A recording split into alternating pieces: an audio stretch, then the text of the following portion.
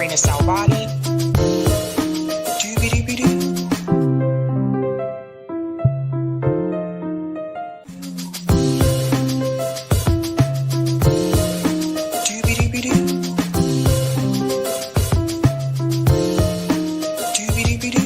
I'm your host, Sabrina Salvati.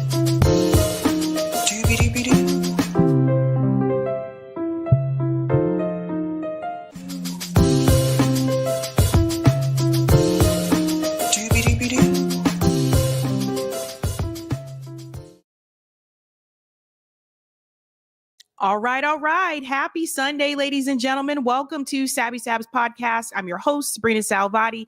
If you're new, I want to let you know that Sabs podcast is a part of Revolutionary Blackout Network. You can catch me there on Thursdays for the Sabby and JB show. And you can catch me here on Tuesday, Thursday, Friday, and every other Sunday. Welcome back, fam. Welcome.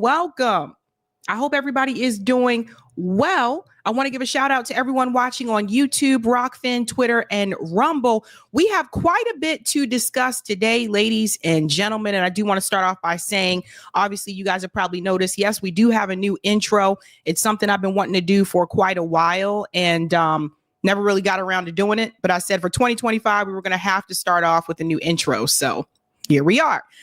Anywho, ladies and gentlemen, I want to start out by giving shout outs to people in the chat, and then we'll go ahead and dive in. We have quite a bit to discuss, ladies and gentlemen. Greetings. David says, Happy New Year, Sabby. Or Happy New Year, Sabby media obsession with Jimmy Carter. Yeah, they have been obsessed with Jimmy. I've noticed this. Shout out to JR Jr. says, Pacman sucks. Greetings. Max says they will probably use the New Orleans attack to continue to push for the TikTok ban. And other things that I'm going to get into as well. Not just TikTok ban, but other things as well. Greetings. Tim says, Sabby, I hope you had a great holiday. David Pacman is a Zionist clown. Telling people to vote for Killer Kamala. I damn sure unsubbed his ass so quick. The snob prick, LOL, free Palestine. Oh boy, we'll get into it tonight. Shout out to Miguel says, Happy New Year. Greetings. Kill Yuri Grorgers says, hey, Sabby family, happy Sunday. Shout out to Hannah says, Pacman, I don't know. Greetings. Kami says, let's get it. Shout out to Lawrence says, free Palestine. Greetings. Bill says, the lost Culkin brother. The Lost Culkin. Oh, Macaulay Culkin.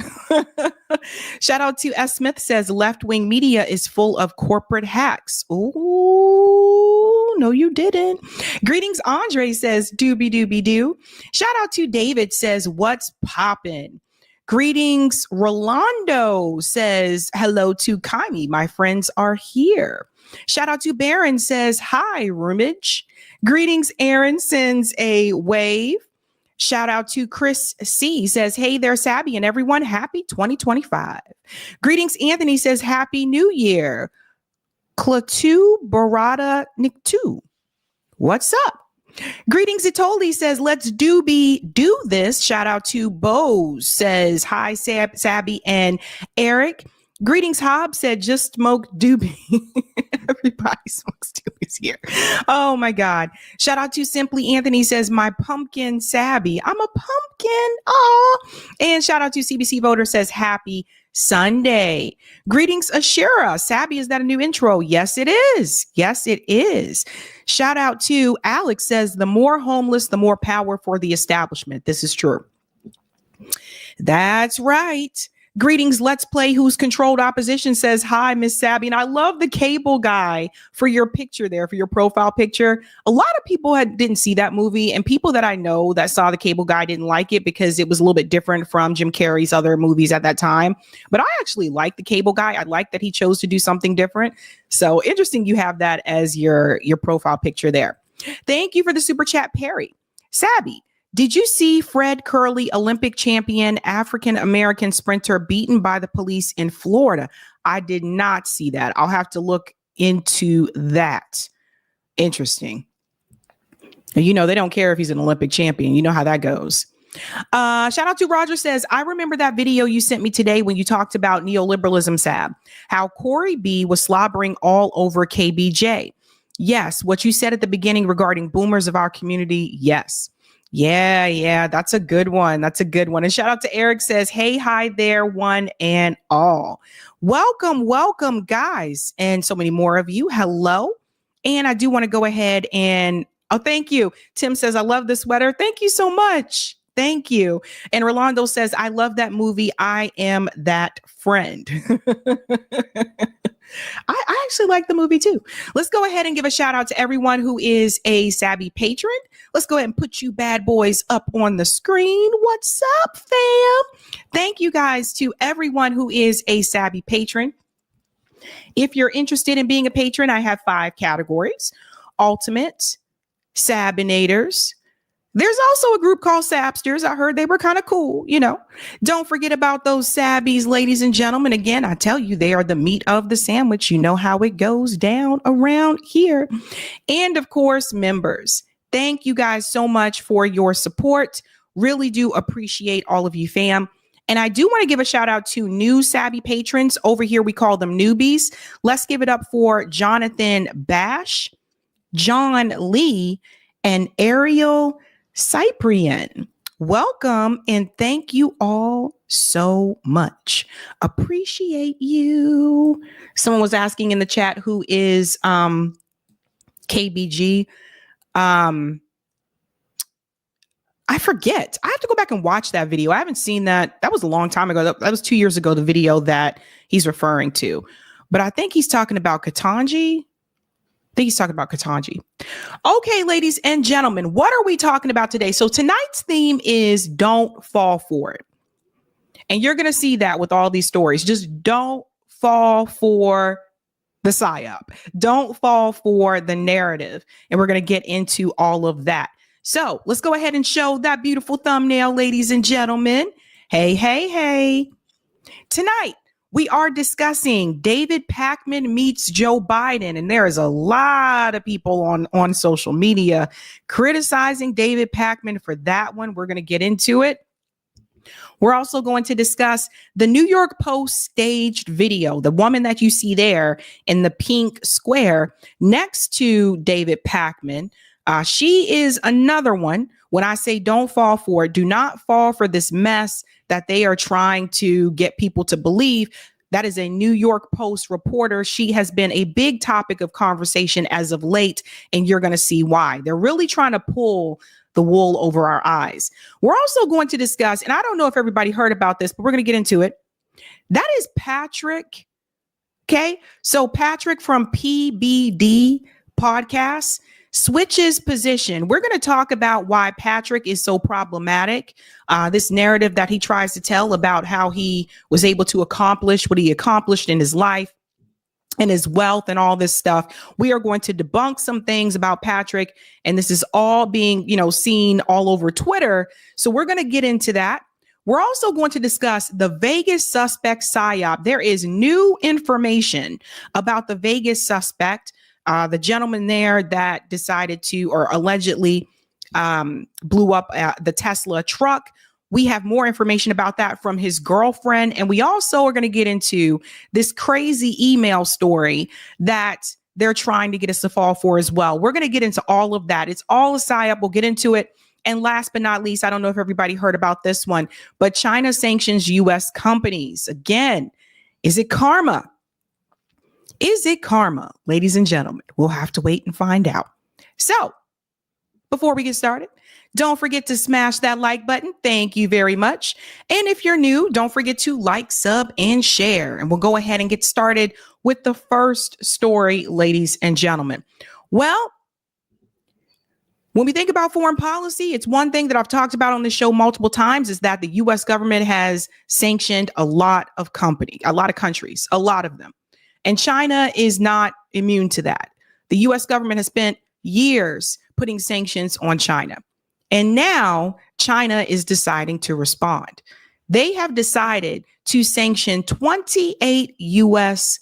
companies. Let's get into that story. We got this clip here from One. China has announced a significant move, a ban on the export of dual U.S. products to 28 U.S. defense contractors and placed 10 of them on an unreliable entities list over Washington's arms sales to Taiwan. China's Ministry of Commerce says the move aims to maintain national security and fulfill international obligations, including non-proliferation. The list includes industry giants like Lockheed Martin, Raytheon, and Boeing Defense. These 28 companies. Pause here because I do want you to see some of the companies. These aren't all of them. So companies affected by China's export ban: General Dynamics, Boeing Defense, Space and Security, Lockheed Martin, and Raytheon Missiles and Defense. So what China is doing is they are punishing the companies that are mainly defense companies that are participating in helping Taiwan. Now, we talked about this over a year ago. I don't know how many times I have to say this, but again, there is that one China policy, which means that Taiwan is a part of China. So when people say that China is going to invade Taiwan, how do you invade something that is already a part of you? But Taiwan has been calling for independence from China, and the U.S. government is backing Taiwan. Of course, they're going to go against China. So this is China's way of hitting back against the United States. These are crucial to the U.S. military and aerospace sectors. China's move comes after Washington's continued arms sales to Taiwan, which Beijing views as a threat to its national sovereignty. Now, among the affected companies are 10 firms, including multiple subsidiaries of Lockheed Martin and General Dynamics, a joint venture between Lockheed Martin and Raytheon. This action is part of China's efforts to safeguard its national security and uphold its one China policy.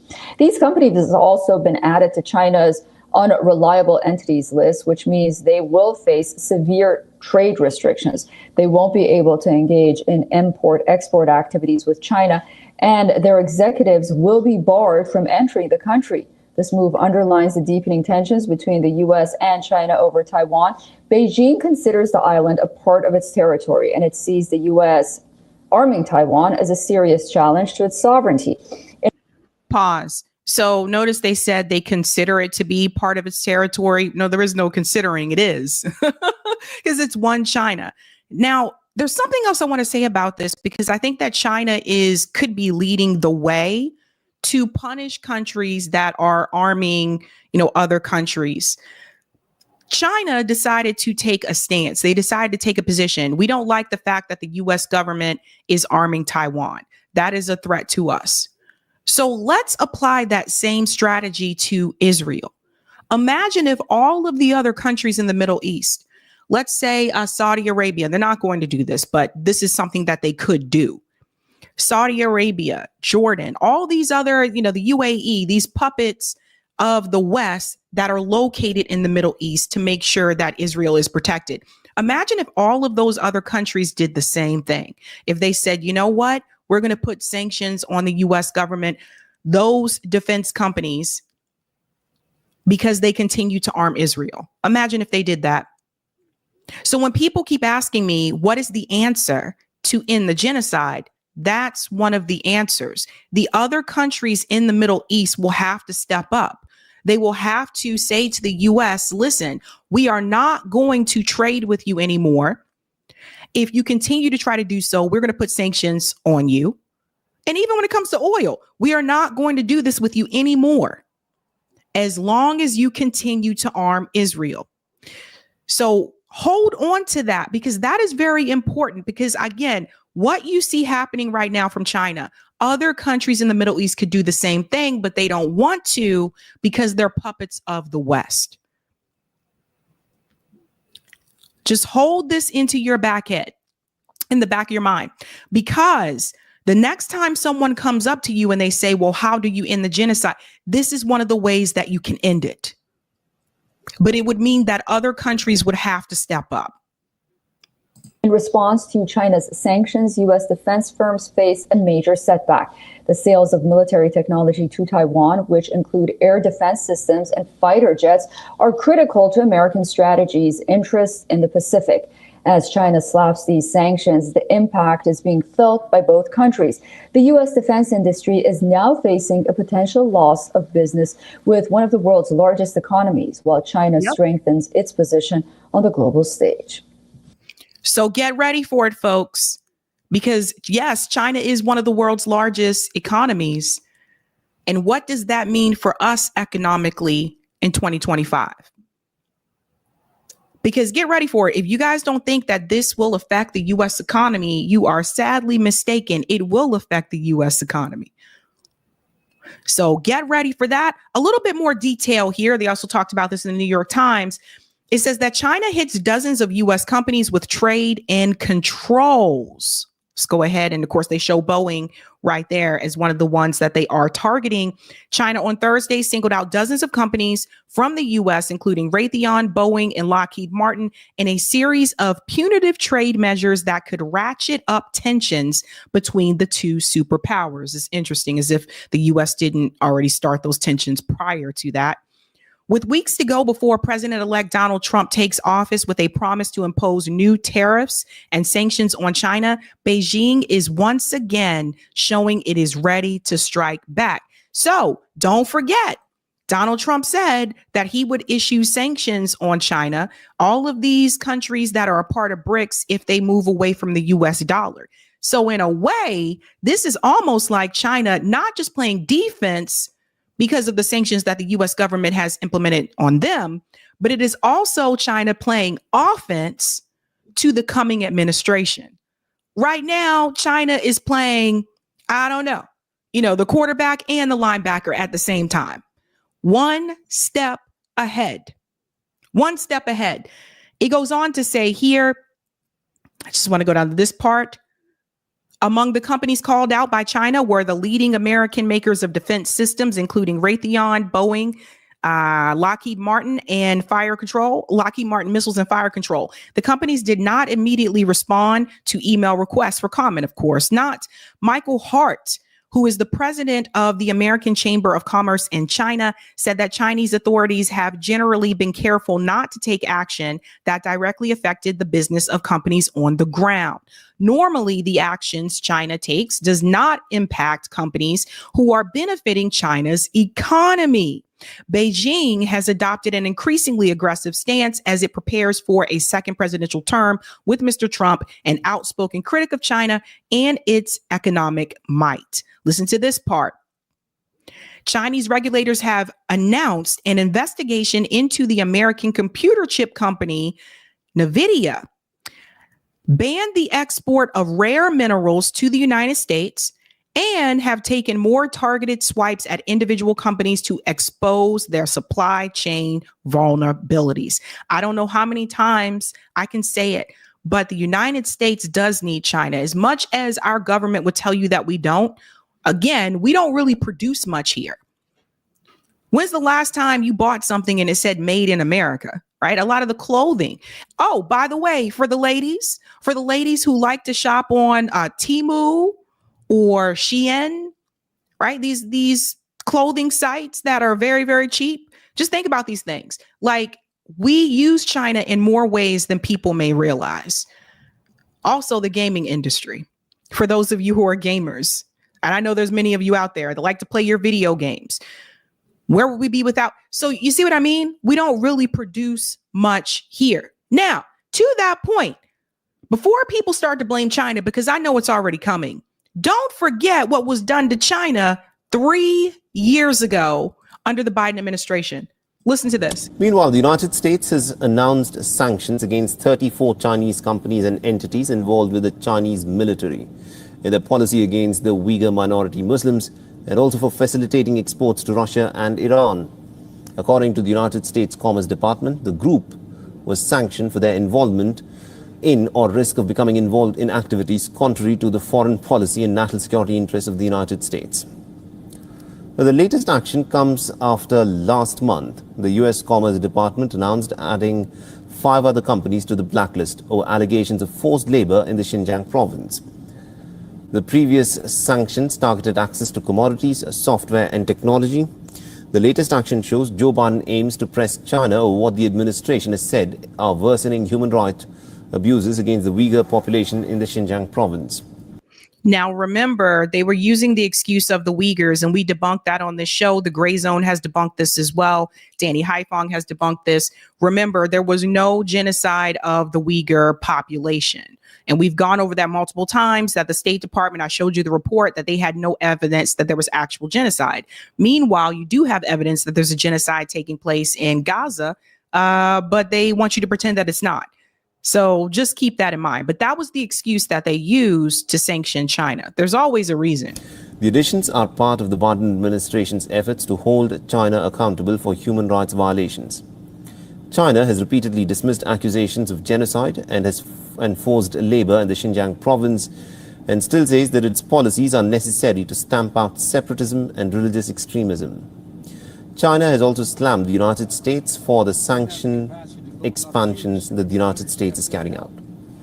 Competing airline makers teamed up and they produced parts for each other and gave the American pilots. The so-called entity list by the US is in nature a tool to suppress specific Chinese enterprises and industries under the guise of human rights, and is a means for the US to disrupt Xinjiang and contain China with Xinjiang issues. China firmly rejects it. We will take all necessary measures to resolutely safeguard the legitimate rights and interests of Chinese enterprises and defeat the US attempts to interfere in China's internal affairs.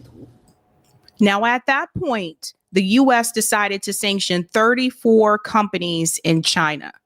And now China is sanctioning 28 companies in the United States. So I've told you this before, but karma is something else, isn't it? So now it is happening to us. So again, for people who work at those companies, and those are just a few that they mentioned that I said to you, Boeing, Raytheon, and Lockheed Martin. This will affect the U.S. economy. It could also affect jobs. So those companies could start laying people off. Don't be surprised if that happens. I know there's one company here in Massachusetts called iRobot. I know that they do layoffs periodically anyway, especially if you had like these types of sanctions, that type of thing. So don't be surprised if there's more layoffs that are coming. And then also, again, yes, this would affect us economically too. So China is letting the US know you can try to mess with us if you want to, but at the end of the day, just remember how much you do need us economically. It's getting crazy out there, folks. Don't fall for that narrative. Don't fall for the narrative. Oh my God, China is doing this to the United States. They're bad, bad, bad China. Always go back to that video that I just showed you that the US government did this to China 3 years ago when they sanctioned 34 companies in China. So just remember that. Oftentimes we are the aggressor. Let's go to some of the comments here. I'm already laughing at some of them. It's really funny. Shout out to Linda Lincoln, who just became a Sabby member. Give Linda a big whoop, whoop. Yeah. Miguel said maybe they're thinking the same way the U.S. invaded Hawaii. Ooh, interesting. Mario said people should have been taking BRICS seriously, 100%. I don't think a lot of people did. Sparky, thank you. Free Greenland from Danish tyranny. And thank you, Unemployed Scholar. Taiwan is actually Republic of China. That's where the Chinese who were against Mao fled after the Chinese Revolution. The indigenous people in Taiwan are oppressed by that group. And William says, we could do away with those $5 dresses. William said, my sister got me a Temu watch for Christmas. Maria, cheap clothing from China. After one wash, it's trash. Thank you for the super sticker, Shelly. And thank you, Wasim. Look at what the Uyghurs have done to Libya and Syria under ISIS American umbrella and openly threatening to go back and commit terrorism to China. There you go. This is why you need independent media, because again, corporate media isn't going to tell you those things. All right, Eric, let's get the comment on Rockfin. All right. Thank you for the tip on Rockfin. Dave Burt says, thank you, Sabby. You are welcome. You are welcome. And now we're going to get into a psyop because this is crazy. All right. First and foremost, go ahead and smash that like button. And we're getting into the next story, ladies and gentlemen. So I covered the story about the Vegas suspect that allegedly exploded the Tesla truck outside of Trump Tower. Since that story was covered last week, more information has been released about the suspect. We're going to start actually with the video from his girlfriend, where his girlfriend called and she explained what she knew and what she didn't know. And then we are going to dive into this alleged email that supposedly came from the suspect, and how a journalist and a podcaster who are both intelligence are using this to instill fear in the American people. And I'm telling you, that is a psyop. I am warning you right now, ladies and gentlemen, this video is circulating around on Twitter. Please do not fall for this mess. I'll point to that in just a second, but let's start with the conversation here about the girlfriend, what she knew about the suspect at that point in time. I believe this clip begins where he is getting the Tesla. Check this out. Also shared new images of Livelsberger at a Tesla charging station, adding data shows the car was not in self-driving mode. With questions mounting over the timing, the FBI stressing there is no known connection between Livelsberger, the New Orleans suspect, or any other terrorist organization. Meanwhile, a former girlfriend telling NBC News she received this video from the Green Beret inside what appears to be the rented Cybertruck just days before the explosion. Alicia Arrett telling NBC News the communication began with a text last week telling her he rented the Cybertruck. I was surprised, especially when I knew he was already married, and I thought he was happy. Arrett sharing the two dated for several years, bonding over a love of the outdoors, describing him as respectful, driven, and playful. He was so funny. That was what caught me and drew me in. And it was just like instant chemistry with us. The messages continued. At 9 a.m. Tuesday, Livelsberger texting, "I rented a Tesla Cybertruck. It's the expletive," followed minutes later by, "I feel like Batman or Halo." The messaging, including the video inside the truck, continuing till New Year's Eve, when Arrett says he went quiet. She found out about the bombing when she says she was contacted by the FBI. I don't know what drove him to it. I've just been rolling it around in my head for 2 days. Arrett says Livelsberger was never violent towards her. But she doesn't know what drove him toward it. So the connection that I've noticed between this suspect and the New Orleans suspect is, of course, both of them were in the military. Both of them at one point were at Fort Bragg. And I am familiar with Fort Bragg. I lived in Fayetteville, North Carolina, many, many years ago. I went to high school in that area. It's a large military base. It's one of the largest bases in the world. So it's not uncommon for an Army soldier at some point to make their way through Fort Bragg. Just want to go ahead and say that part. That being said, the military. You know, last year, when I mentioned this to people, some people said, well, Sabby, that's a bit extreme. No. I'm going to tell you again. Ladies and gentlemen, please tell your children, do not join the military. People go in and they don't come out the same. And I speak that as someone who grew up in a military community, grew up overseas, grew up in the States. My dad was military. Like I grew up with that community. And so I'm telling you from experience, these multiple tours that these soldiers have to take, whether it was Afghanistan, whether it was Iraq, like they do not come back the same if they come back at all. And it does something to you psychologically. And people, and I'm not saying that that is the excuse for what he did. I'm not saying that at all. And I do not condone violence. But what I am saying is that I have seen people and I've known people that I went to high school with that were totally fine until they went into the military and they had a tour abroad. Until they went to Iraq, until they went to Afghanistan, they did not come back the same. And the things that you witness over there, it stays with you. You know, you just don't forget about hearing bombs every night. You just don't forget about seeing people being blown up in front of you. I had one friend who came back after he came back from Iraq, told me his best friend's face blew up in front of him. You don't forget those things. Those images stay with you. Now, some people have different ways of dealing with that, and others may be able to just shrug it off. But I'm trying to tell you, the military is problematic.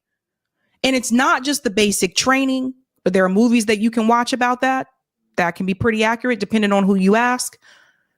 It is these tours abroad, the deployments, the wars, and the multiple wars over and over, the multiple tours. There are people that I know that went to Iraq 3 times, 3 tours. I knew someone personally, I'm not going to say their name on here. I knew someone personally that tried to unalive themselves after they came back because they could not unsee what they saw. Just think about that for a second. Let's get back into the video here. But often complained of extreme pain following multiple back surgeries, among other issues. He would have headaches. He had some memory loss and trouble concentrating. Did everybody hear that? So does this sound familiar? He complained he had severe back pain, he had memory loss, and he had headaches. Where do you think that came from?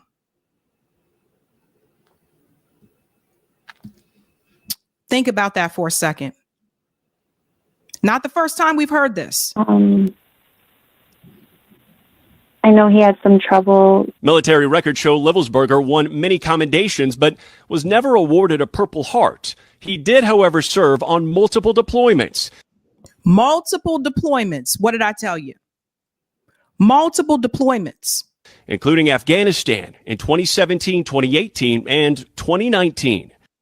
Year after year after year. Afghanistan, 17, 18, and 19. So, just want to say this as well. That does something to you. People may not realize this, but when you come back from combat, it's like you're supposed to just adjust to everyday life as it was before you went there. But that doesn't happen for a lot of people. And for the people who say, go to the VA and they will help you, honey, I got news for you. The VA is so slow. They drag their feet with paperwork. It took my dad almost a decade for the VA to approve his disability. It took almost a decade. The VA is not there for these soldiers when they get back. Now, there's a movie that kind of talked a little bit about this, touched on it a little, and that was Rambo. You see, a lot of times people talk about Rambo, but they don't get back to the fact that Rambo was a soldier that was fighting in the Vietnam War. When he came back to the U.S., he was disliked by people on both sides. People who called him baby killer, and then also people in his unit that were just like, oh, you've gone rogue. You're not a part of us anymore. As if people, they come back here and they no longer hear the screams that they heard. As if people come back here and they no longer hear the bombs. How many times are they waking up in the middle of the night, hearing those bombs, seeing those images over and over and over again? I had a teacher, my math teacher, who served in Vietnam. If you were to drop a book on the floor in the classroom, Mr. B would duck down because he thought it was a bomb. Now, it was years ago. Obviously, you guys know I was not alive during the Vietnam War. This is decades later, and he still had PTSD. Let that sink in. Multiple deployments to Afghanistan. And 2019. Today in Las Vegas, investigators say as they search for a potential motive, the decorated veteran ended with this. I need to cleanse my mind of the brothers I've lost and relieve myself of the burden of the lives I took. And Morgan. Okay, so that part right there, the brothers that he lost and the lives that he took. The military can kind of be like a fraternity. I think you see this a lot more so with the Marines. I don't know if you guys ever met people that were Marines, but like these guys are like tight. Like they're like this. I mean, like there are soldiers, like my dad knew people that were in his unit when we were in Germany. They're still close. We're talking decades later. So these guys are, yeah, like Chris said, brotherhood. It really is. They're very close, very protective of each other. Doesn't mean there aren't other issues that happen within the military, but it really is like kind of like a fraternity in a sense, right? So apparently he had difficulty dealing with the brothers that he lost and the lives that he took, the people that he killed. Now, I wanted to show you that because you're bound to see this if you're on Twitter. And we are going to debunk that. We're going to go through this crazy ass psyop that is happening in real time. So this is Sean Ryan. Sean Ryan is a podcaster, also was CIA. He's also intelligence. So keep that in mind. I urge everyone to dedicate at least 45 minutes to fully grasp the details that have unfolded over the past few days. This episode takes a deep dive into the manifesto and email that was sent to Sam Osar by Matt Livelsberger himself. Now, I'm not going to read all that. We're going to go right into this clip here. So this is Sam. Now, Sam is intelligence. I'm going to say this again. Sam is intelligence. Don't forget that. Let's get into this. This is crazy and wild. This guy wanted to get in contact with Sean Ryan, so let me get this to Sean Ryan, see if I can get with him. And I had a buddy who knew your producer, and we went from there. But wow. Do you want to read the email? Yep. So this email came in on December 31st at 10:42 a.m. That is Tuesday. He said, "In case I do not make it to my decision point or on to the Mexico border, I am sending this now. Please do not release this until 1 January and keep my identity private until then. First off, I am not under duress or hostile influence or control. My first car was a 2006 black Ford Mustang V6 for verification. What we have been seeing with drones," he puts that in quotes, he says drones, "is the operational use of gravitic propulsion systems powered aircraft by most recently China and the East Coast, but throughout history, the U.S. Pause. So does everybody see what's happening? Okay. So he starts talking about China, and you need to ask this question too. Out of all the people to send this email to, why does it go to him? Why does it go to intelligence? How do we know for sure that this is that? It could be, but I'm just saying, ask these questions, ladies and gentlemen. Out of all the people to send the email to, you send it to intelligence. Jesus Christ. Let's go on. Only we in China have this capability. Our OPSEN, that's Operation Center, our OPSEN location for this activity is in the box below. China has been launching them from the Atlantic from submarines for years, but this activity recently has picked up. As of now, it is just a show of force, and they are using it similar to how they use the balloon for SIGINT and ISR, which are also part of the integrated comm system. There are dozens of those balloons in the air at any given time. The so what is because of the speed and stealth of these unmanned aircraft. They are the most dangerous threat to national security that has ever existed. They basically have an unlimited payload capacity and can park it over the White House if they wanted. It's checkmate. U.S. government needs to give the history of this, how we are employing it and weaponizing it, how China is employing them and what the way forward is. China is poised to attack anywhere in the East Coast. I've been followed for over a week now from likely Homeland or FBI, and they are..." Pause. So I'm glad you guys aren't falling for this. I see some of the comments in the chat. I'm glad you guys are not falling for this because many people on social media right now are. Now let's put some things together. This email, which is allegedly from the suspect, the Vegas suspect, says that China has capability and they will be striking the East Coast. Does everybody not find this to be a little bit convenient for an intelligence official to receive? Sounds like China fear-mongering to me, right? Even if it wasn't China, it doesn't matter. Listen, think about this for a second. Don't you find it just a little too convenient for intelligence to have received an email from an alleged suspect that says China is going to strike the East Coast? Let me tell you guys something. China not thinking about us. They're not really thinking. We think more about them than they think about us. We need them more than they need us. Because we don't really produce anything here. So do not fall for this. I couldn't believe the number of people on Twitter that were falling for this. Luckily, people like Max Blumenthal called it out and other investigative journalists. This is ridiculous. Let's go on. Looking to move on me and are unlikely going to let me cross into Mexico. but won't because they know I am armed and I have a massive VBID. Let me pause right there for a second. So he says a massive VBID. When I was talking to the FBI yesterday, they didn't know what a VBID was. I had to explain what that acronym meant, literally. You fucking serious? Dead serious. I said it twice and he goes, you said that word VBID. Can you tell me what that is? For your audience, a VBID, for your audience who has not been in the GWOT for the last 20 years, a VBID is a vehicle-borne improvised explosive device. In layman's terms, a car bomb, what we saw at Trump Tower. So backing up, he says, I am armed and have a massive VBID.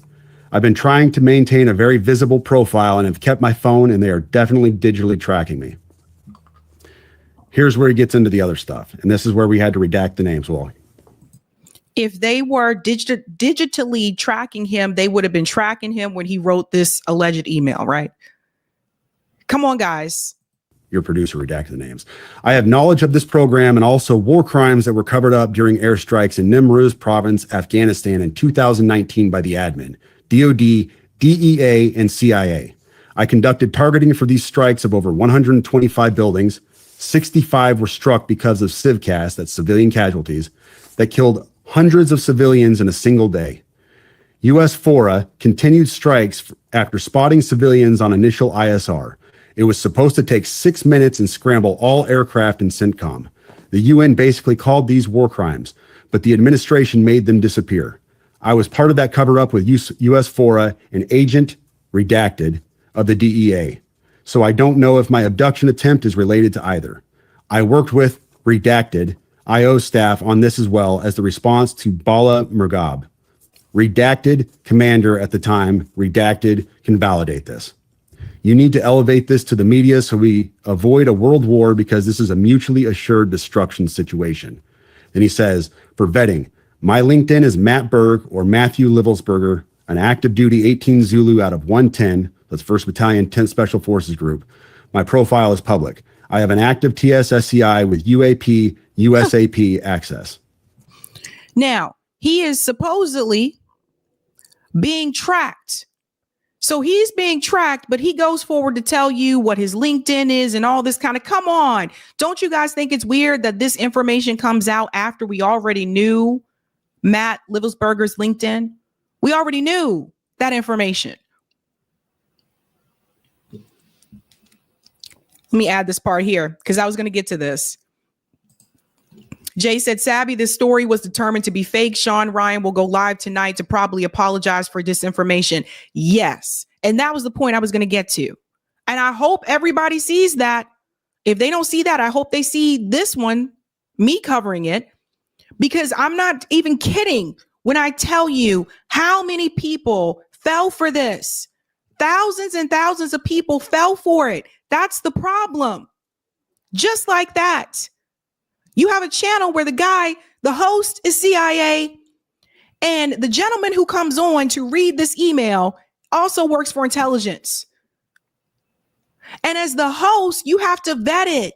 You have to vet it. There are a number of times there are people who've contacted me to come onto the show that told me things happened or there's a case.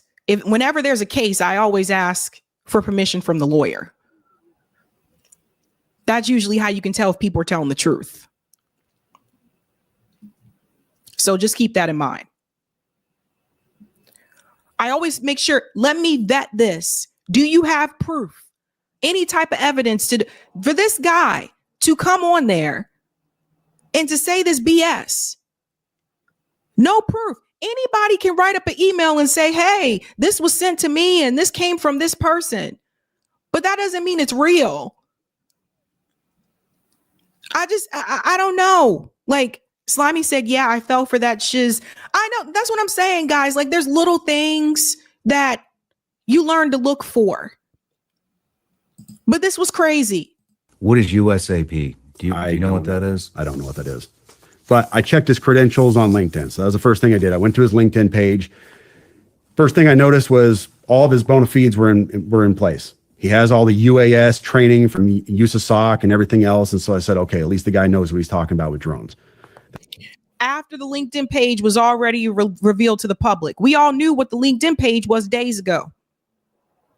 Days ago.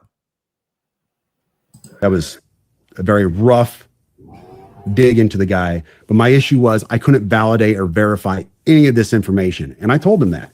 And how I responded to him Couldn't verify any of this information. was in a subsequent email. I said, this is obviously a very big deal, but I don't have anything to verify this information with. Talking about gravitic propulsion systems without evidence just makes me another UFO talking head. Like, I'm not going to go on my social media page and start talking about UFOs and anti-gravity systems and everything. I don't know what you're talking about. I can't. And he said, can I get on Fox News Contact on Signal as well as Sean's show? Hegseth would be good too. That was his last message to me. Wow. Yeah. You know, See, this is where I'm sorry. This is where, as the host, you have to, there's just, and it gets crazier because here we go. This is a mistake with Sean. This is a mistake. Max Blumenthal called it out. The hucksters who acquired the Cybertruck bomber manifesto exploit the opportunity to push war on Iran, mass surveillance, and more domestic militarization. The Bush era redux, by fear-mongering about Iranian man pads and invisible bombs flooding across the border with obviously bogus sources.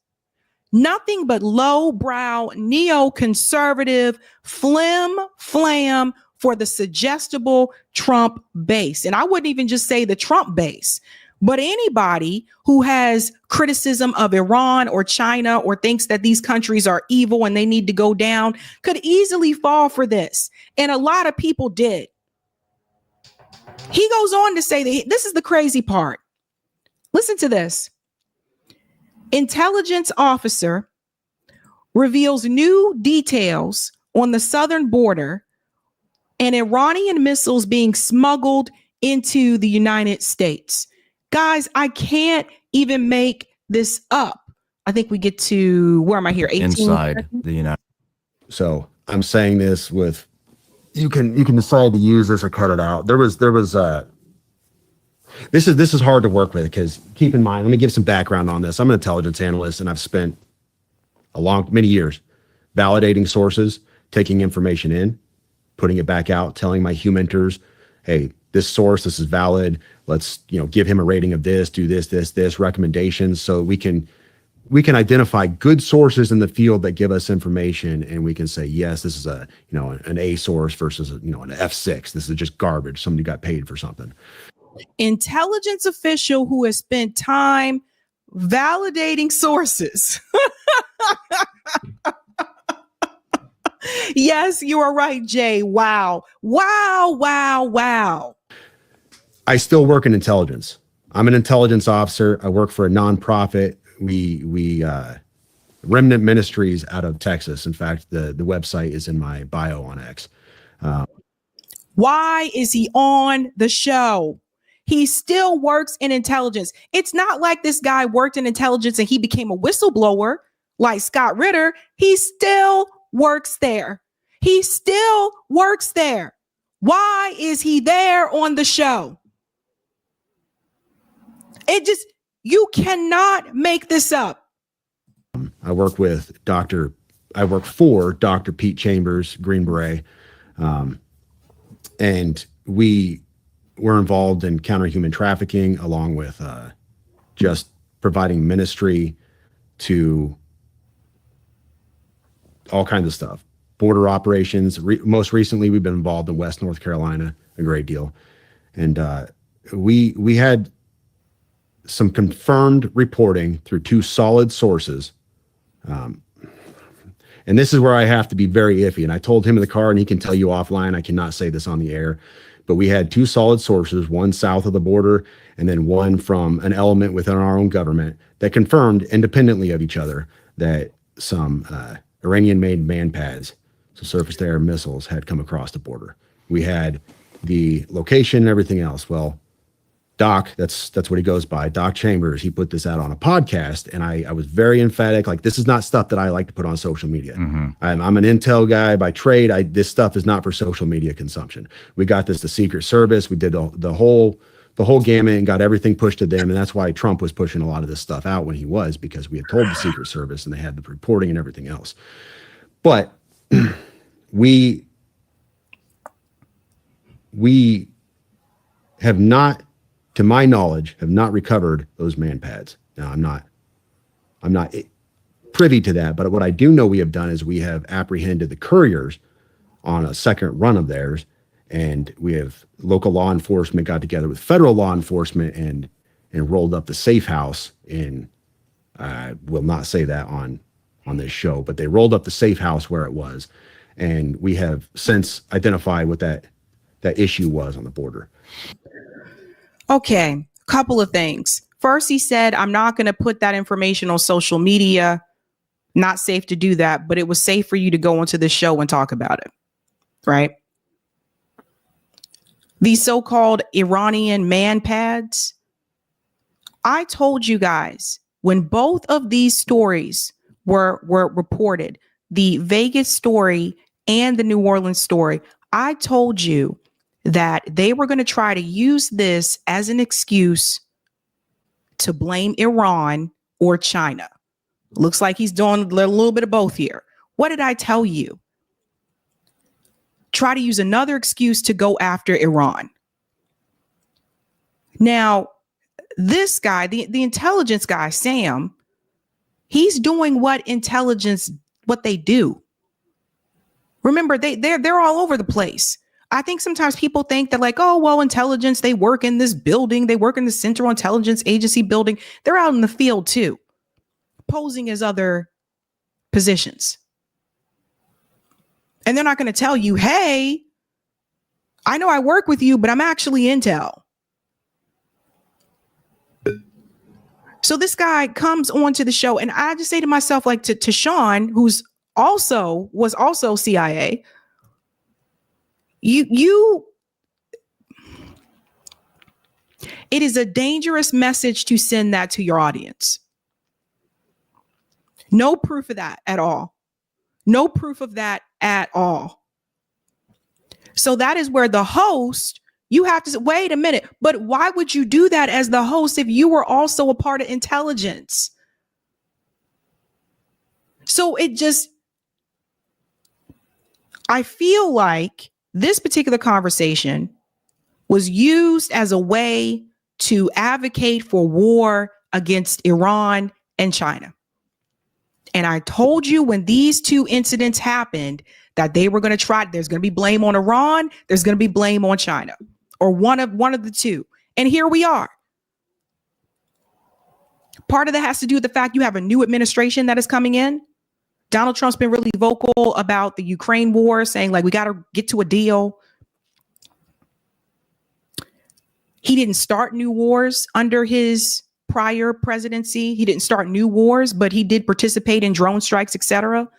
But he didn't start new wars. And it's kind of like it's gotten to the point now with every administration that comes in, the war machine expects you to start something if there is nothing. So this fear mongering around Iran and China, this is what I've been trying to warn people about. You cannot blame these other countries, especially with China, with economically. You really can't point your finger at China and blame them for being successful economically when we sent jobs there. Okay. The way that we are going to move up, at some point, we're going to have to learn how to work together with them, not against them. Professor Wolf was just talking about this recently. When it comes to Iran, many people want to point fingers at them and say, well, Iran was backing Hamas. Iran was backing the resistance. And they want conflict with Iran as much as they say they don't. The reason why they do is to protect Israel. Even if Iran wasn't backing Hamas, and let's just say they were neutral on that position, like how Pakistan was neutral on the Ukraine war. Imran Khan was neutral about that. Next thing you know, the US government pushes to get this guy thrown in jail because he wouldn't take a side. So even if Iran was neutral and said, no, I'm not going to support Israel or Gaza, I'm not going to back either side, they would still find a reason to go after them. If you're not going along with their wars, if you're not complicit with it, and this whole idea that you have to protect Israel, this is insane. It's insane how nothing else matters to our foreign policy but making sure that Israel is safe and that Russia and China go down. The Zionists lost the narrative, folks. They lost the narrative after October 7th. Israel's reputation has been destroyed across the world. I don't think there's coming back from that. When we get to the New York Post story, you'll see what I'm talking about. All the things that they're trying to do to help Israel, to help the reputation. Now it's less put the fear out there about more and more so about Iran and about Islam, etc. So this will help Israel in the end. I don't think Israel will ever get back the support that they had from people. I don't think they'll ever get that back. So they're trying all these other things. We'll go on just a little bit more here. Now, let me just. Where did they come through? They came through an actual point of entry, in a legal point of entry along the border. I'd have to pull up the original reporting, but we had the actual. So we now have Iranian missiles. Who knows how many and inside the United States? This is so dangerous. This has not been verified. And a lot of people saw this show, by the way. If you look at the podcast on YouTube, a lot of people saw it. This has not been verified. You don't know if that's true or not. I'm calling it false. But again, they're trying to instill fear in the American people.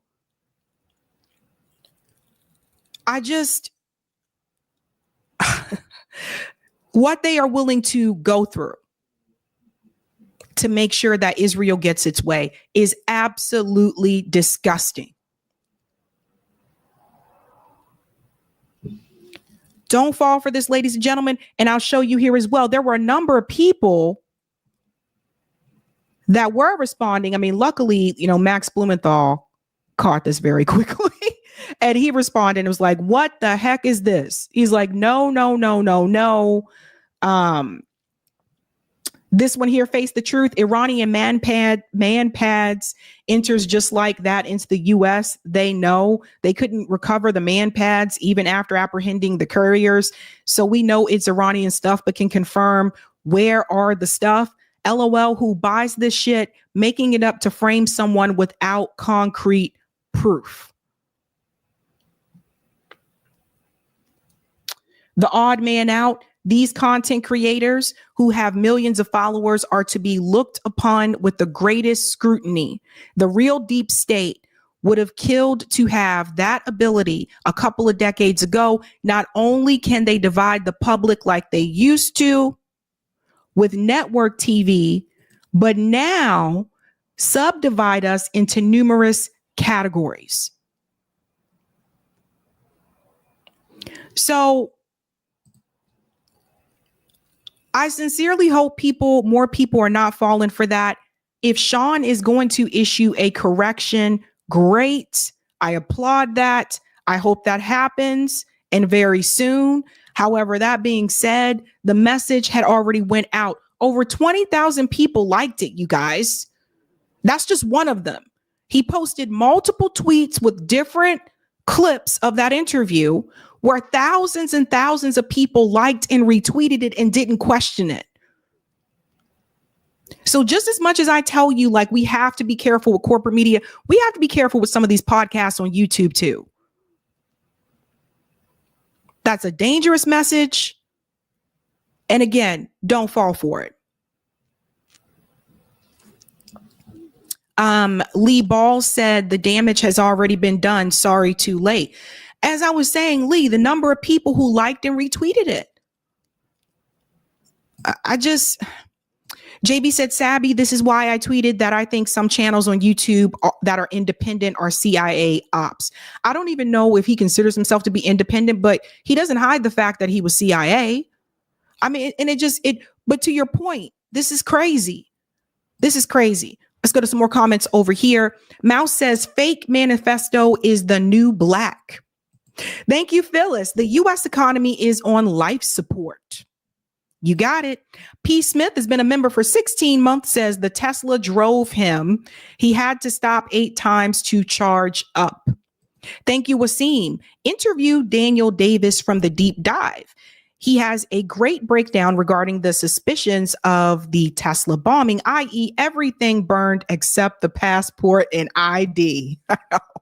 That was interesting. Thank you, Sparky. TBI, to be introduced. I'm not sure, but that, I'm not good with acronyms. Danny said Sean was a contractor for CIA. Mouse said sent emails do not show spell check, red underlines, big snafu do. Oh my God. Super Jello, the show is a military bootleg show, so I'm not surprised they are pushing the China narrative.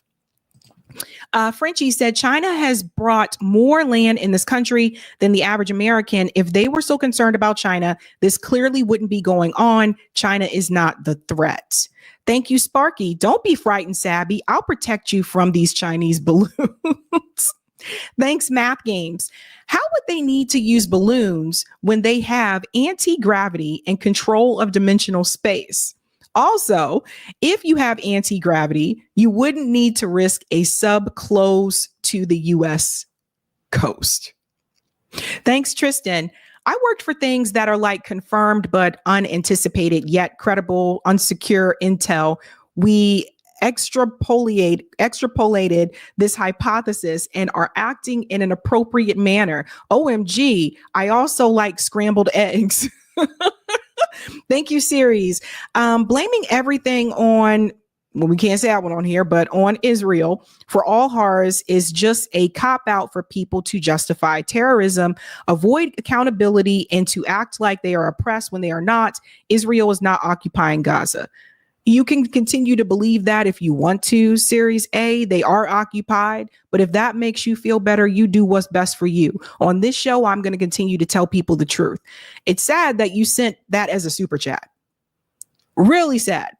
And thank you, Sparky. Iran didn't back Hamas. The U.S. and Israel financed Hamas and via Qatar and suitcases full of cash. All right, let's get the comment on Rockfin.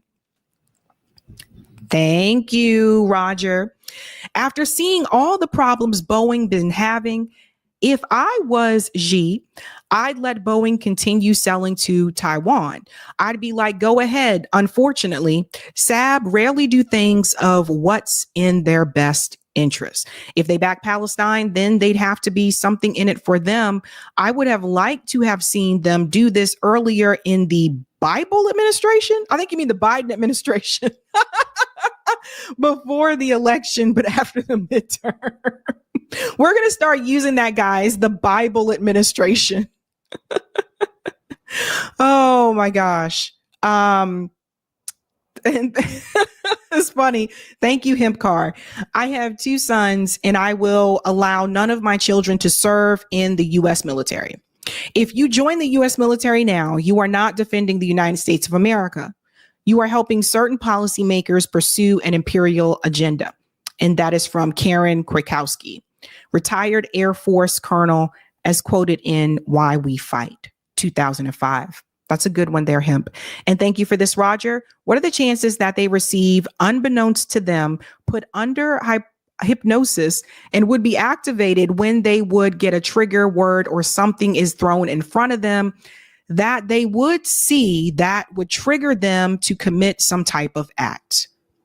Now, also, they come home. A lot of them, what did they do? Join the police force where there is high use of steroids, deadly combo. That's a good point there, Roger. And thank you for the Rumble rant. I can't see your name, but thank you for the Rumble rant. Isn't that crazy? The U.S. wants to go to war with the people that are making their underwear and just about everything we buy. She's got a good point. I couldn't see their name, but they have a good point about the underwear part. It's really interesting. Okay, I'm just making sure I got everything there. Okie doke. we're going on to something less serious. So I got the serious stories out of the way, the ones that are kind of heavy. And we are going to this story about David Pacman. So, yeah, man. David Pacman apparently thought it was a great thing that he was invited to the White House to meet Joe Biden. Don't believe me? Check it out, fam. He tweeted it, not me. I was recently part of a small group of independent media creators and influencers invited to meet with the president and other administration officials at the White House. I do not expect to be invited back to the White House for quite some time. He's referring to because the Trump administration is coming in. This part right here, I was recently part of a small group of independent media creators and influencers. None of the creators and influencers that were invited to meet with Joe Biden were independent. First thing, none of the creators and influencers that met with Joe Biden are independent. How are you independent if you're taking sponsorships? David Pacman takes sponsorships. It's not a secret. Notice it says a small group. These people are not independent. I will continue to say that over and over again. Not independent. And ideally, I said just that. Real independent media isn't invited to the White House. Pacman is a tool for the establishment, and this is peak access journalism. He's not a threat to the status quo, and that is why he's there. And everyone has to understand that. The reason why he's there is because, number one, access journalism. He is heavily covered for the Biden administration. He is heavily kissed up to Joe Biden and Kamala Harris. Don't forget, David Pacman is a Zionist. Don't forget his position about Israel and Gaza, how David is totally fine with Israel being there, which I don't think they should be. He's totally fine with that. May have criticized some of the war, doesn't think it is a genocide. David Pacman is a full out Zionist. So keep that in mind when you look at who is brought to the White House. Not independent, though. He's not independent. Do you see how some of these YouTubers like Pacman, who at one point in time were independent, do you see how they're changing what it means to be independent? Now, all of a sudden, it used to be, particularly in the progressive space, he used to be progressive. I don't know if he calls himself that anymore, but he's definitely, swung over to the more establishment dim side because it was more profitable. At one point, he was a Bernie supporter, too. He decided to go along with where the money was. Don't get it twisted. But how are you progressive if you don't call for a free Palestine? How are you progressive if you won't call it what it is, occupation and oppression? How are you progressive if you stop calling out the billionaire money like you used to? Now, all of a sudden, it's okay. Never forget that. He is a tool of the establishment and not a threat. Then he went on to proceed to talk about what it was like when he met with Joe Biden. Like, he really ate this up. And this is not the first time he was invited to the White House. He was invited there before to meet with Kamala Harris just over a year ago. Do you think when he sat in that room with Biden or Kamala Harris, do you think David Pacman decided to hold them accountable? Of course not. That's why he was invited. Listen to this. As far as the show is concerned, which is that yesterday I was in Washington, D.C. and met with President Joe Biden. So let me tell you what this was all about. And I think there are some important takeaways here with regard to the next 4 years and so many things that we've all been talking about. So first and foremost, what was the context of this meeting? I went for a meeting with administration officials from what's called the Office of Digital Engagement. Now, for folks who have been following prior White Houses, there has been no such thing in the past. And so one of the things I've said that's been notable about the Biden White House is that such an office exists, a group of people specifically designed to be intermediaries between the administration and online creators like me as an alternative to the legacy corporate media being the only media apparatus that is even kept informed about what's going on at the White House or has access to the president. Pause right there. Listen up, turtleneck. Because number one, you're not an alternative. You used to be. The Dave Pacman show back in the day, years ago, used to be an alternative. You're not. How are you an alternative when you repeat the same talking points on corporate media? Once upon a time, he didn't used to do that. So you're no longer an alternative. You're on YouTube, but David Pacman's also on Roku. Stop saying that. Everyone say it with me. He is not an alternative. I'm trying to tell you guys about these shows on YouTube that are disguised as an alternative or independent, and they have the same talking points as corporate media when it comes to imperialism, when it comes to war.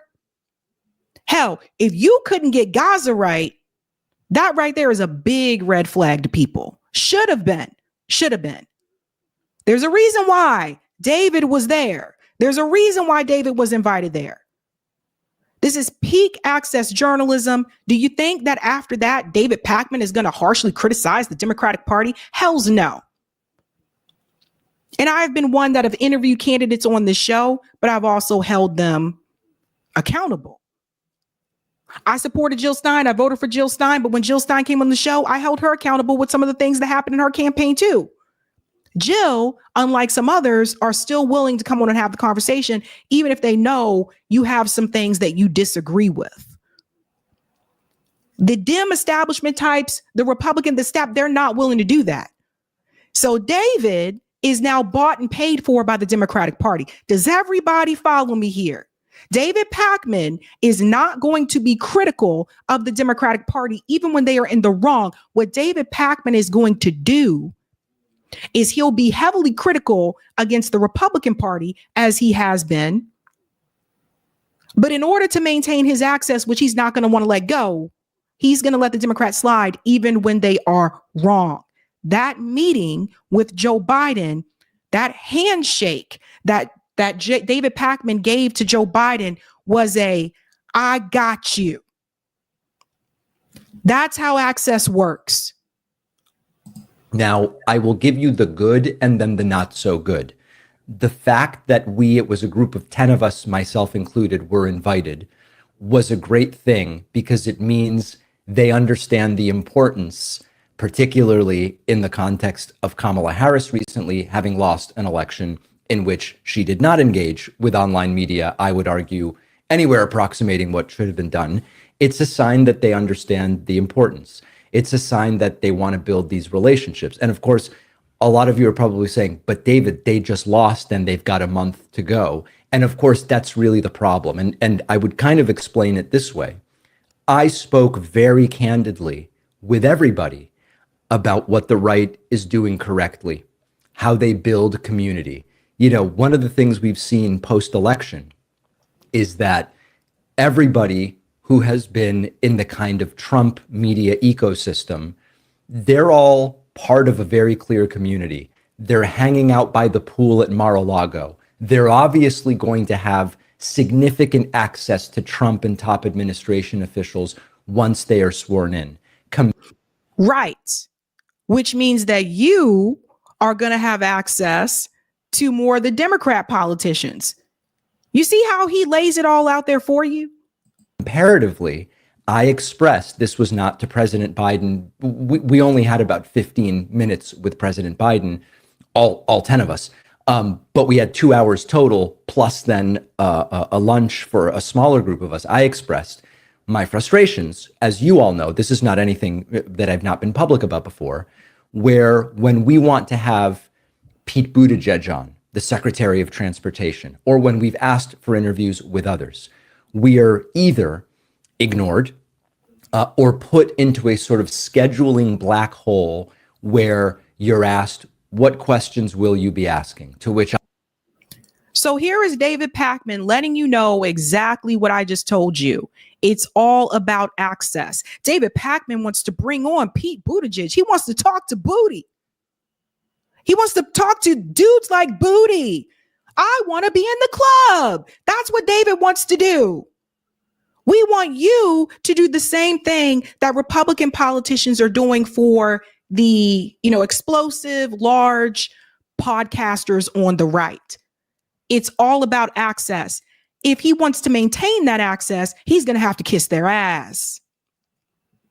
He's going to have to be give very, very soft criticism if they're in the wrong.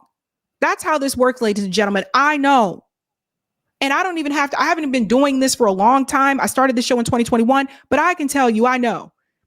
There's a reason why they ain't coming on this show. There's a reason why they're not coming on to the Sabs show. Rokana did. Rokana is the only one that will go into he don't care if it's small show, whatever, he'll do it. But for the most part, they're not trying to come over here, boo.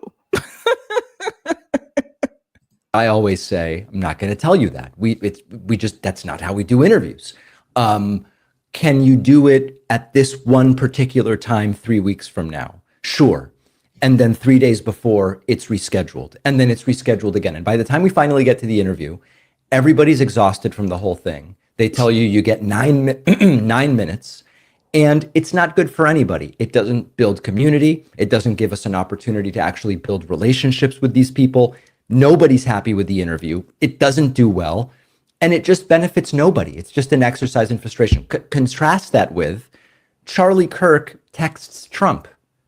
Charlie Kirk texts whoever. Now, I'm not saying give me Biden's cell phone number, but the point is we are so far from the idea that we need to do community first and then let's figure out the details. They were extraordinarily receptive. And yet the Harris campaign, which is a different entity, I think it's important. A lot of people may not know the president and vice president, separate staffs. They are not working in concert the way some might imagine. They're not a unit in the sense they really have their own things. And the Harris. Pause. Didn't Joe Biden make it very clear that him and Kamala Harris worked together on most things and that she was in the decision room when he was making these decisions, especially the foreign policy ones that people were complaining about? And here's David Pacman telling you, well, they don't really move to work together. Biden let the ball drop on that one and told everybody she was there for all of those things. So there's that. He don't want Biden's phone number. He's like, I don't want his phone number, but Charlie Kirk can text Donald Trump and da-da-da. Do you guys see what this is? Number one mistake, he says, well, the left doesn't have that. Biden and Kamala are not left. David Pacman knows this because he was once a real progressive and he supported Bernie Sanders and all that jazz, was all a part of that progressive movement.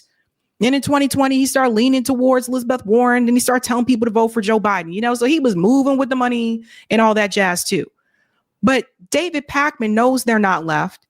And David Pacman, as a so-called independent, which I told you he's not, but he's calling himself independent podcaster, is trying to convince his audience that that is what the left is. He knows that they are not. Why is he doing that?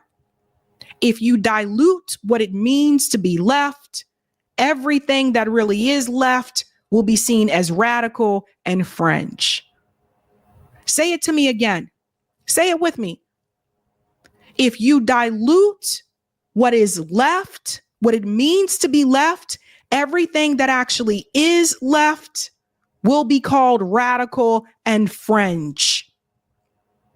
So if he can convince you that Kamala Harris and Joe Biden are left, then you will look at people like Bernie Sanders, who wants universal health care, which I think a lot of people want, looking at the exit polls before.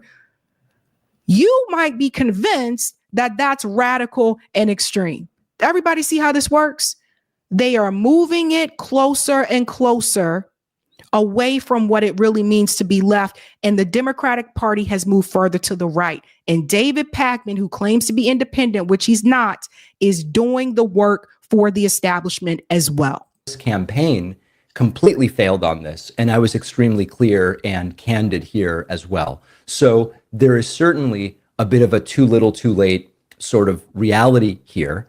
And it was also very interesting to hear Joe Biden clearly know about what we're doing, understand and talk about the platforms, realize why it is that it makes sense to engage with us. And listen, I know it's sort of like, oh, great. 4 years from now, my hope would be that whoever is the nominee, particularly if it is someone younger, that will even more understand the sort of importance of these online platforms. Hopefully, they will from the beginning engage with us. Now, what was our ask? One of the great things I believe that came out of yesterday's meeting was making it clear that, hey, listen, you at the White House have done an increasingly better job of engaging with us over this last year of this presidency. What about the House and Senate? And this is another aspect, which is this is something that could be done right now. So now David Pacman wants to make sure that he has access to Democrat politicians in the House and in the Senate, which honestly, with some of them is not as difficult to get. Like I said, Ro Khanna will go on to small shows, big shows. He's a little bit more open. AOC and squad members at one point in time, they did appear on progressive media. That's how I found out about them when they ran the first time. This is going back in 2018. But that has changed over time. There's some people like Thomas Massey that would probably do it. I think I've seen him on other shows as well, on YouTube shows. So there's some of them that will do it, but most of them will not. So what happens when so-called independent media starts to become corporate media? Because that's what David Pacman has become. That's what you're seeing. That's what's happening here. What happens? The reason I would assume that many of you watch independent media is because you don't believe what corporate media is saying, or because you're tired of the BS that corporate media is telling you, or they are omitting information and you want to know more, right? But the more I have, watched independent media or so-called independent media on YouTube, I have watched more of the bigger channels become and sound more and more like corporate media. And it is very troubling, especially when it comes to foreign policy. I see them get things wrong that you know the right answer to, and I see them get it wrong. And I have to start asking, are they getting it wrong or are they doing it on purpose? David Pacman has sponsorships. I chose not to take any sponsorships, and it's not a jealousy thing. I can see a hater watching this right now saying, oh, she's just jealous. No. I'm offered sponsorships every week and I turn them all down because I know what comes with that. So you need to start asking, David Pacman takes sponsorships. What does he owe those people? This is all about access. As I've told you before, and again, I don't think I'm violating any confidence by saying this thing. When we have a member of the House, we've occasionally had senators, it's mostly members of the House on the show. We work directly with that member's staff. There is no real coordination across shows, Midas Touch, Brian Tyler Cohen, et cetera. It's our team, right? Pat and John make contact and we try to schedule something. And it's always basically a nightmare with a few exceptions. Ro Khanna's team is really good at just like, let's get him on and he'll hop on his phone and get on. But for the most part, it's excruciating to really coordinate. We finally have made a little bit of contact with AOC now that she's following me and the show on Blue Sky. But for years, we've been trying to get AOC on. We usually don't hear anything back, or we hear, check in a month or whatever. Bernie, same thing, etc.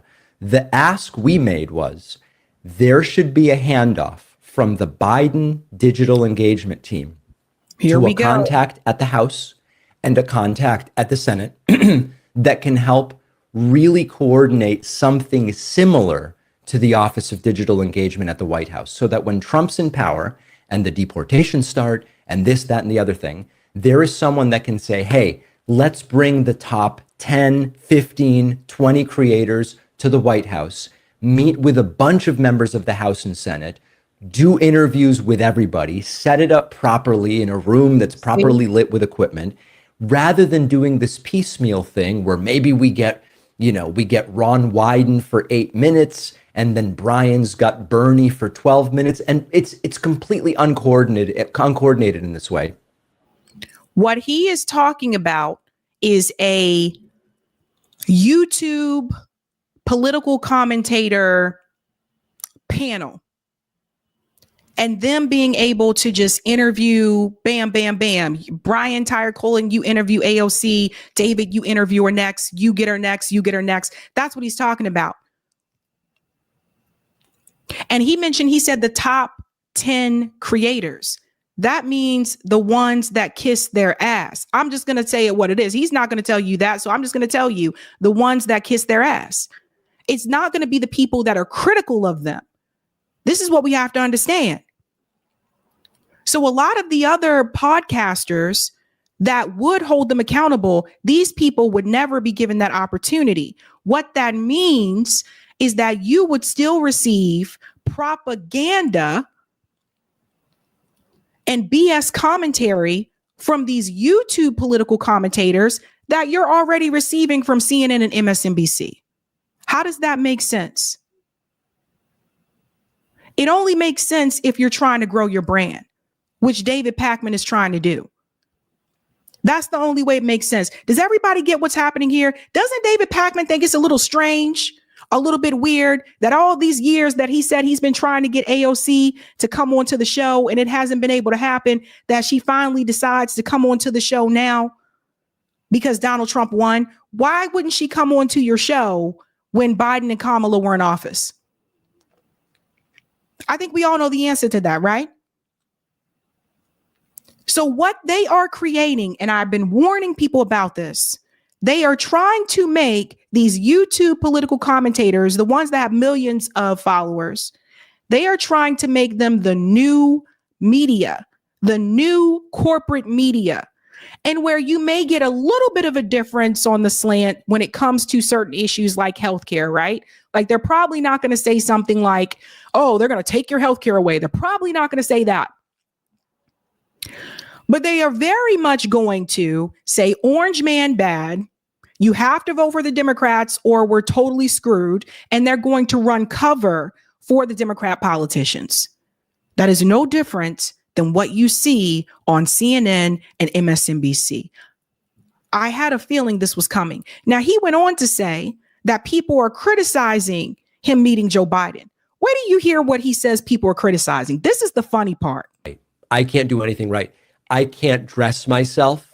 I can't speak. I can't light the set properly. I can't focus the camera properly. I can't do mental math. I can't do anything right. And the latest instance of this is that apparently I did two very disrespectful things when I met with President Joe Biden in Washington, D.C. 2 weeks ago. Let me put this up on the screen for you. Yesterday, I published to my social media, including Blue Sky, which, by the way, is the great place to follow me, a picture of me in the Oval Office with President Joe Biden. Why do you say this way? Why does he do this way? A picture of me? Like, what is that? What are we doing here? I don't know. What's happening? I have the picture up on the screen. And if you're looking at the picture, there's a cut. Actually, it's really three things I was criticized for. Maybe you can guess what they are. The first criticism I received is how dare I disrespect the office of the presidency, President Biden, and the Oval Office by having one hand in my pocket while I am shaking hands with Joe Biden. And I've got one hand in my pocket and the other one is waving a taxi cab. A little bit of Atlantis there for you, ladies and gentlemen. Let's keep it real. Most people weren't talking about your damn hand in your pocket. Most people were talking about you being there meeting with him at all. Most people were complaining because David Pacman was there shaking Joe Biden's hand. And David Pacman is a political commentator who claims to be independent. I told you he's not. He's got sponsorships, which he advertises on his show. And that means that David Pacman is not going to hold the Democratic Party accountable, which he has not been doing. He has not been holding Biden accountable. He made excuses for them about the damn genocide. He's a rabid Zionist. He made excuses for Kamala over and over again. So what that handshake means is I'm with you and you're with me. That's what most people were criticizing. Some people may have said something about the hand in the pocket or what. Most people online were criticizing your ass for being there shaking hands with Joe Biden, because the first thing that we ask is, how you get there? How you get there, David? Wasn't David Pacman crying not too long ago after Kamala lost the election and he said that 10,000 people unsubscribed from him? Then all of a sudden, magically, within 48 hours, 10,000 more people subscribe. So he gets 10,000 back after. The algorithm doesn't work that way. No. That's not how it works. How'd that happen? Who helped out David? He wants to make it about his hand in his pocket. I don't even know what to say. I Googled this. It doesn't seem to be a sign of disrespect. This was sort of a casual situation.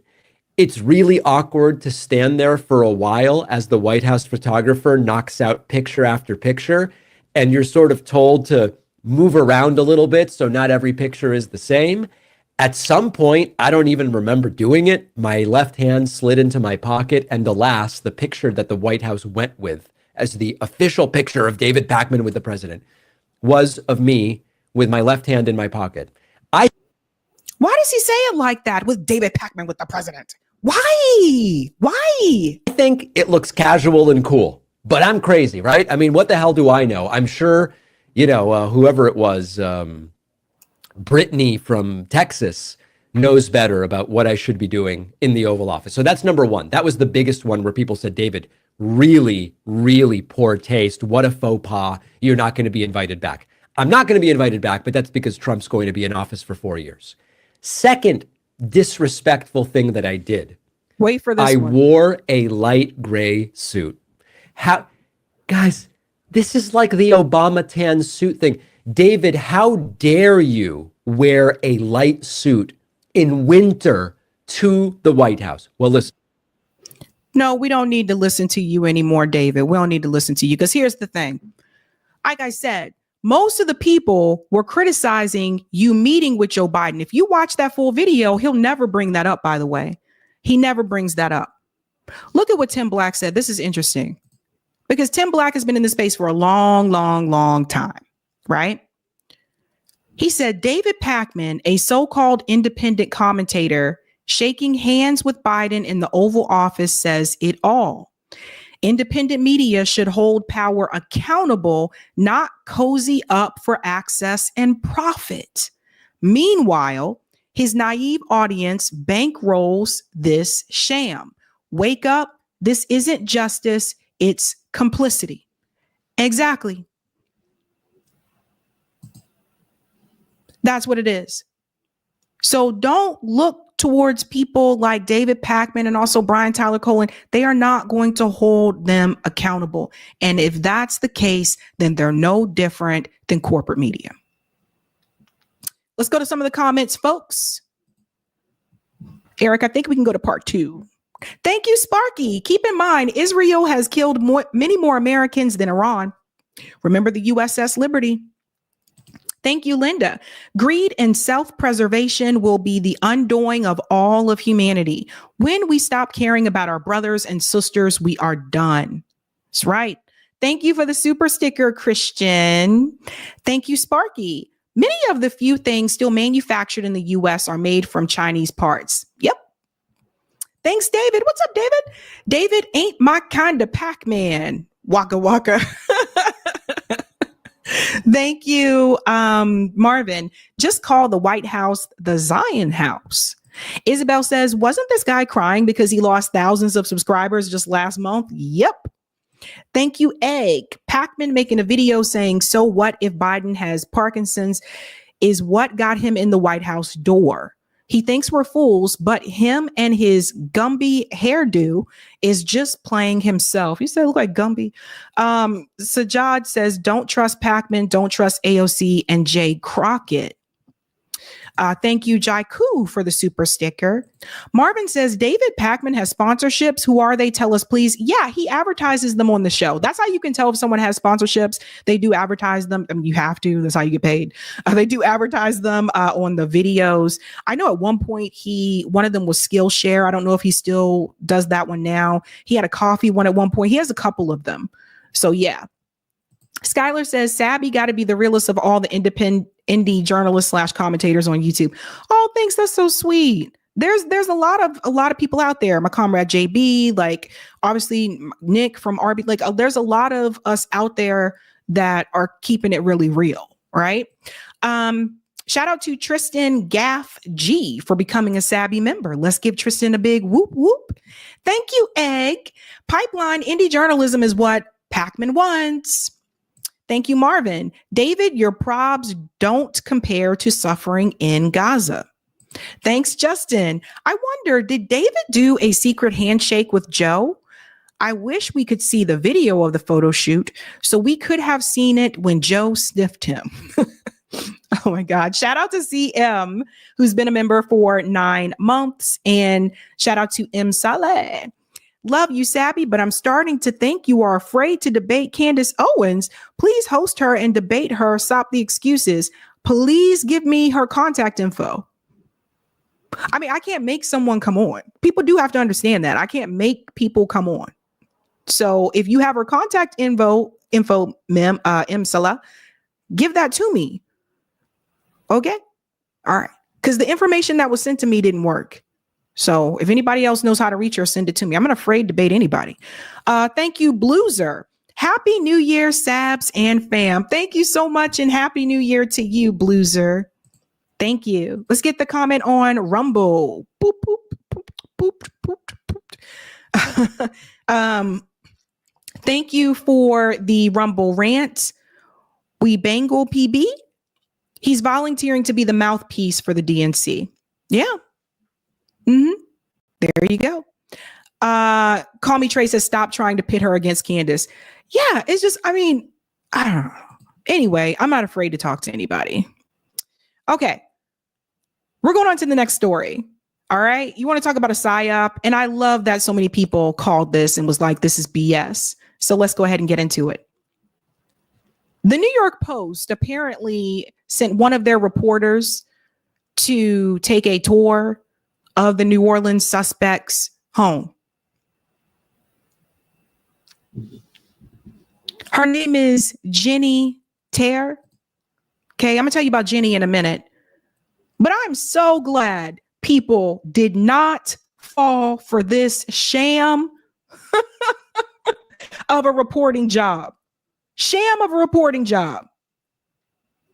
I saw Anya Parampil said, can you please tell her to put on pants? I saw Anya said that on Twitter, put on pants, tell her to put on pants. Watch this. We are here inside the New Orleans terrorist home.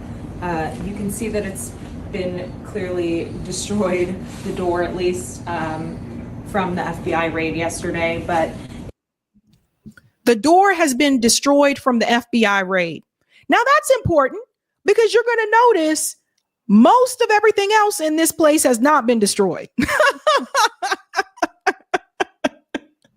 As we walk through the home, we see some signs of what he was up to. He had this work area here, lots of different chemicals splayed around, and different. Pause. Ladies and gentlemen, he had this work area here, lots of different chemicals laying around. So the FBI raided this home and it's not a mess. If you ever seen like an FBI raid, the house wouldn't look like this. They mess up your shit on purpose. It's not a mess. She said there are chemicals laying around. So the FBI raided his home and just left chemicals. We just leaving chemicals now? Look at all of this, right? So here's the monitors. She said this was his workstation. Why is all this stuff still here? Why is all this still here? Wouldn't the FBI have taken all of this as evidence? But it's there, right? Okay. All righty. Print, electronics. This is, again, a work setup. Left receipts, just very unkempt in here. If we go over here. Left receipts, just very unkempt in here. It don't look that unkempt to me. Hell, honey, I've seen dorm rooms worse. I've seen college dorm rooms worse. It doesn't look like this place was rated at all. Looks like it was staged. Like people really fall for this. Actually, you can see the Department of Justice documents here, the search warrant, and the property that they recorded here, which seems to be a lot of chemicals. Again, just left in disarray. Where's the disarray? Left in disarray. Where is it? I don't see things thrown on the floor. You know what I mean? I don't see any of this stuff. I see the scissors still on the refrigerator. There was a can opener there. Where is the disarray? 2, this is a crime scene. So how is it that she's walking through a crime scene with no police officers? She has no gloves on her hands. How does this happen, folks? Come on. Even if you're not familiar, sure, you've watched Law and Order at some point. You guys know you can't just walk through a crime scene like this. No gloves, no police officer present, no FBI agent with you. How are you doing it? There's a bedroom back here, and his, what appears to be his collection of religious materials, his Qurans, an open Quran with a passage there. So do you see what's happening? Let's go straight to the Quran. It just happens to be opened up with a passage right there. Why did she walk past everything else? Let's come back. Okay. Why did she walk past everything else and go straight to the religious text? Watch this. There's a bedroom back here, and his, what appears to be his collection of religious. Pause. Now, everything else over here, we got a couch, we got a suitcase, the stuff over here on the wall. I think there's a plate. I think the TV and all this stuff was over there. She walks past all of that and she walks straight to the Quran.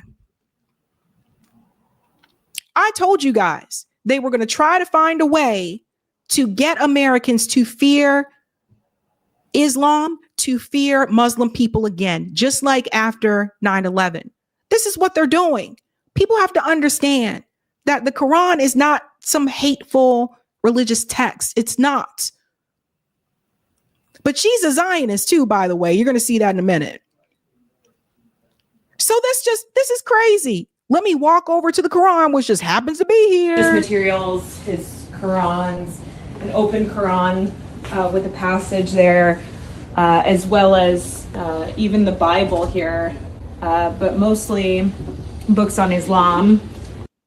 So she said, even the Bible is there, but mostly books on Islam.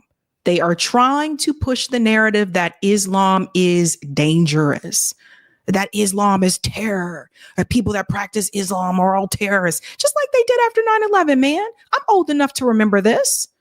Many of you are too. This is what you choose to focus on. Almost as if it was staged. This is crazy. And his prayer rug just to the left of me here. And if we go back, there's another bedroom here. You can see he left all these belongings, contact lenses, personal belongings, his bathroom. Honey, that don't look no different from my sister's, like, you know what I mean? He left all his belongings, contact lenses. Oh no. He left all these belongings, contact lenses, personal belongings, his bathroom.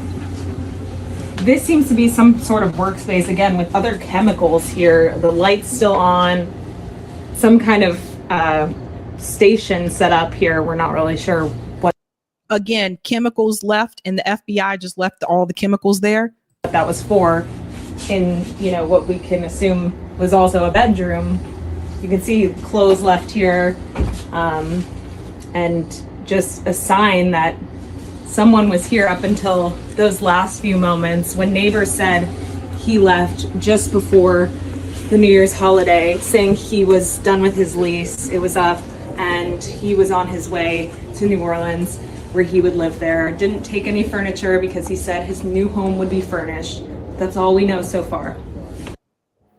Okay, so for people that have not been a part of military communities, that's actually not uncommon for someone to leave and not take. Again, I'm not saying he's innocent, but that's not uncommon for someone to leave and not take furniture with them. Is also not uncommon for them to go somewhere that is already furnished. So just keep that in mind. But this is absolutely ridiculous. Now, who is this woman? Who are you, Jen? Who is Jenny? If you go to her page, look at this. Jenny Terre, what's the first thing that you see? New York Post Texas reporter covering the border and immigration right here. Right? So she has the Star of David. I'm going to show you some other things about her too.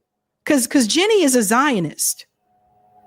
Now, what is crazy about all this, she went on to News Nation, and News Nation went right along with it. News Nation, they're supposed to be a different type of thing. They're not different than corporate media. They're also still corporate media because they're owned by Nexstar. So is the Hill Rising. Look at this. Who was touring inside that home and saw all of this evidence firsthand. She is joining me now live. I mean, hell of a job, Jenny. That was just remarkable reporting. As I understand it, and correct me if I don't have it right. She says that Jenny did remarkable reporting. It's remarkable, she says. Can you guys believe this? That's News Nation, not CNN, not Fox News, not MSNBC. They said it was remarkable, Jenny. Remarkable. You just walk through someone's home with no police. You walk through a crime scene with no gloves. You were on the scene so quickly that you were there before first responders were even there. You were there before even the police, and you kept your distance. Is that correct? Right. Reporters were the first on the ground at Dinjabar's home in Houston, and it took hours for the FBI to finally show up, block the street, and push us back. And then it wasn't until the evening after the attack that they were going into the home that they obtained the search warrant. And then we find out the next day that they left all of that evidence in the home, which brings in so many questions as to what did they confiscate and why did they leave all of these items behind? As you listed, there were still chemicals all over that house. There were still many personal belongings. There were still signs of his operations in there, of his workstations, his computers. And it was all left in disarray. And again, the first on the scene were the journalists. And again, to me, that doesn't look like disarray. Like I said, I've seen college dorm rooms that are that are messier, but I digress. So then tell me a little bit about getting through, obviously doors on its hinges, wide open. Maintenance worker shows up and turns off the utilities. I mean, it really, for all intents and purposes, looked abandoned. And then, of course, the warrant information that's just left out in the open. Was there something particular that stood out to you that maybe we couldn't see on the video? Well, I think just the fact that this was not an active crime scene by the time the feds had raided it, and the journalists were able to look into the home and see what was going on in there. That's bullshit. I'm sorry. That is complete BS. No way. New York Varsity said if she was first, then why does the headline say she went through the evidence after the FBI left? Exactly. People, come on, guys. Everybody see what's happening here. What a mess, man.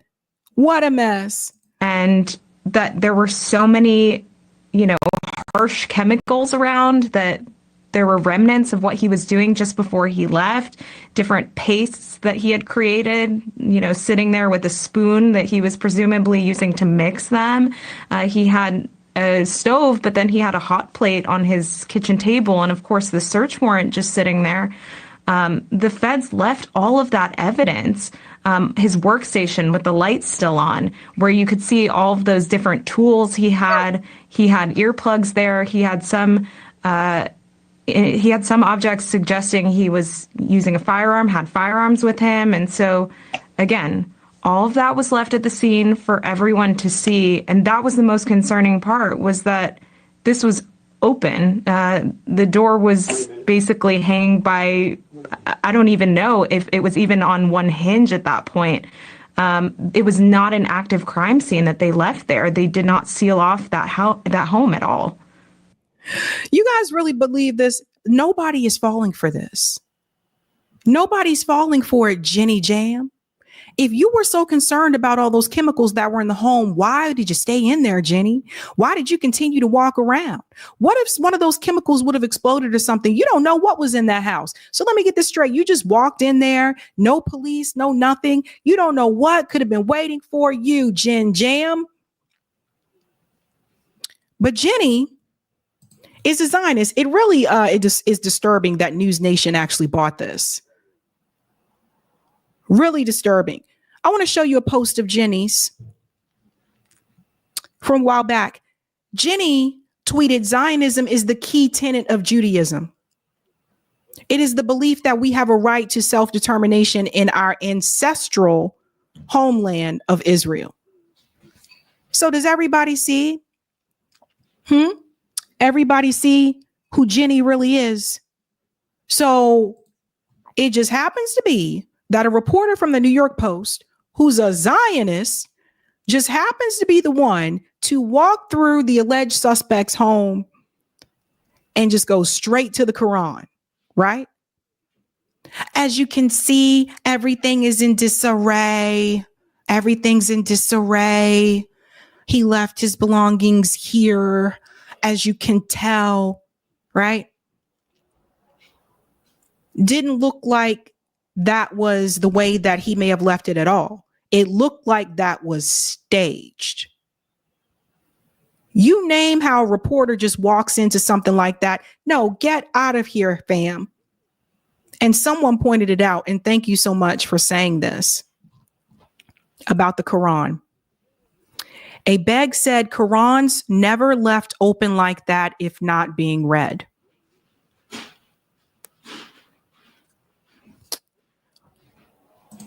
They did it. This is what I was saying. They did it. It's so obvious that it was staged. And I just can't believe that people fall for this, right? But apparently not many. And apparently Zionists are very upset that more people are not falling for it. I want you to hear this video here.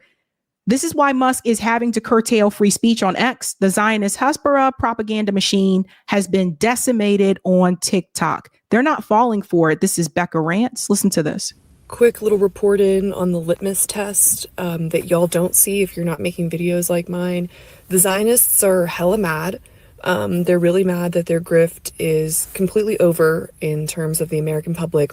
Certainly this app, everyone sees it for what it is.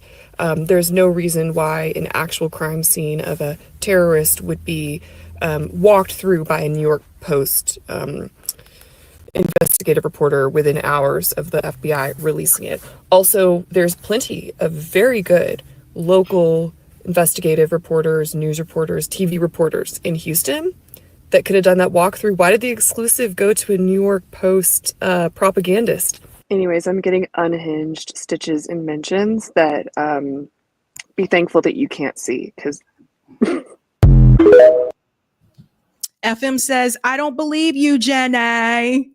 I don't believe you. Exactly. Where were all those local reporters in Texas, right? Like, why did it go to her? Why did it just happen to go to a Zionist? So this is another way, again, they're trying to make Americans afraid of Islam once again, just after 9/11. And this is going to be, I guess, probably Israel's last ditch effort to make Americans get back on their side, because the majority of us are not okay with what has been happening in Israel and Gaza. So, yeah. Let's go to some of the comments here. We have one more story for you. Thank you, M. Salah. Sorry if I offended you, Sabby. Please forgive me. No, you didn't offend me. But I'm not afraid to talk to anybody. I mean, I've brought a bunch of people on the show that I did not agree with. Thank you, Juanita. Sabby, I saw this video and I suspect that she set up that scene. Here you go. Thank you, Sparky. Thomas Jefferson had a Quran. He read it too. Interesting. Kimmy, this stage news segment shows they think we are idiots. Love to you, Sabby, and chat. Thank you, Outcast, who's been a member for 9 months. This shit is laughable. Girl got acting skills from Gal Gadot and Deborah Messing. Girl, get the hell out of here. I hope people are not buying this. HNY. Thank you, Eric. How this not evidence tampering? Effing Zionist. Exactly, right? Thank you, Cheetah. She's trying to create Islamophobia again. Also must be jealous of Clarissa Ward, who can fabricate the news better. Oh my God. Thank you, David. Even the propaganda is low effort these days.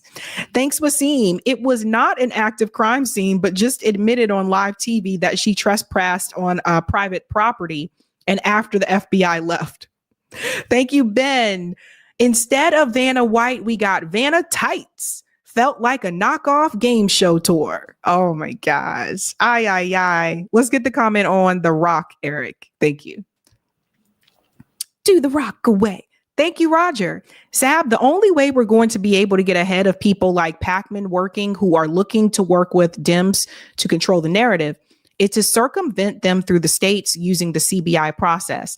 I am looking to help anyone living in these, he's talking about those citizen ballot initiative states that allow for out-of-state petitioners. Let's get it started. If there's any way I can make it out to your states, help, let's do it. We don't need no more damn debates between YouTube hosts. That's a waste of activist time. Activists don't debate, they activate.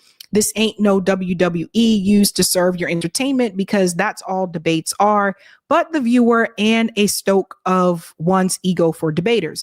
We need action. People are hurting out here. Debates are over. We need to be putting foot to the concrete, get these initiatives on the 2026 ballot. Speaking of Rokana, Nick said last week he was contacted by the congressman. Yep. He wants to come on RBN. You got to respect Roe's machoism. Just let me know when Roe comes on the show for that deserves an entire RBN panel. We will do so. We will let people know.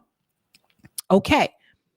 And we're going to the final story, ladies and gentlemen. Let me go ahead and just a little bit of reminder, smash that like button. And if you already did so, thank you. Toodles. All right, let's go to the next story here.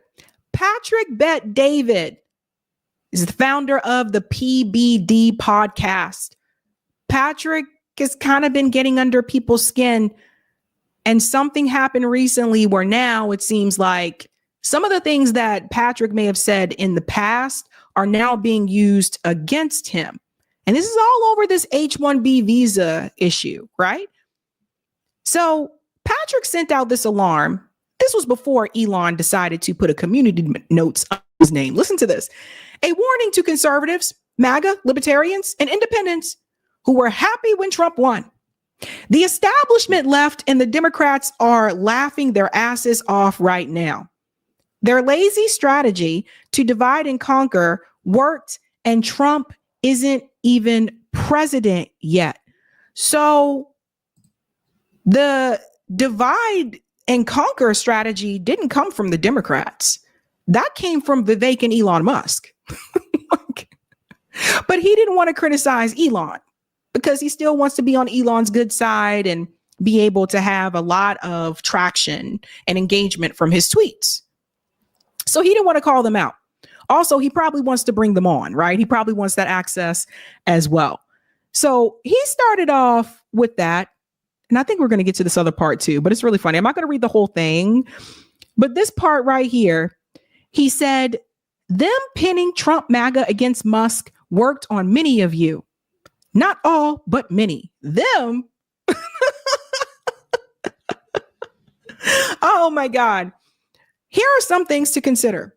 One, I never expected Trump, Musk, you, or I to agree on everything. It's impossible to do, regardless of you being pro H-1B or not.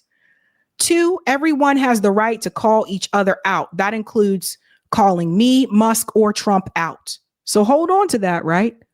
He said you have the right to call him out. That's all good. We need it. However, some do it with the intention of going viral and making claims that only divides the party. We can be respectful yet direct. Would you rather us be in a situation we're in now or have Kamala in the White House? So let me push back on that for a second. I didn't want Kamala or Trump. I didn't vote for Kamala or Trump. I voted for Jill Stein.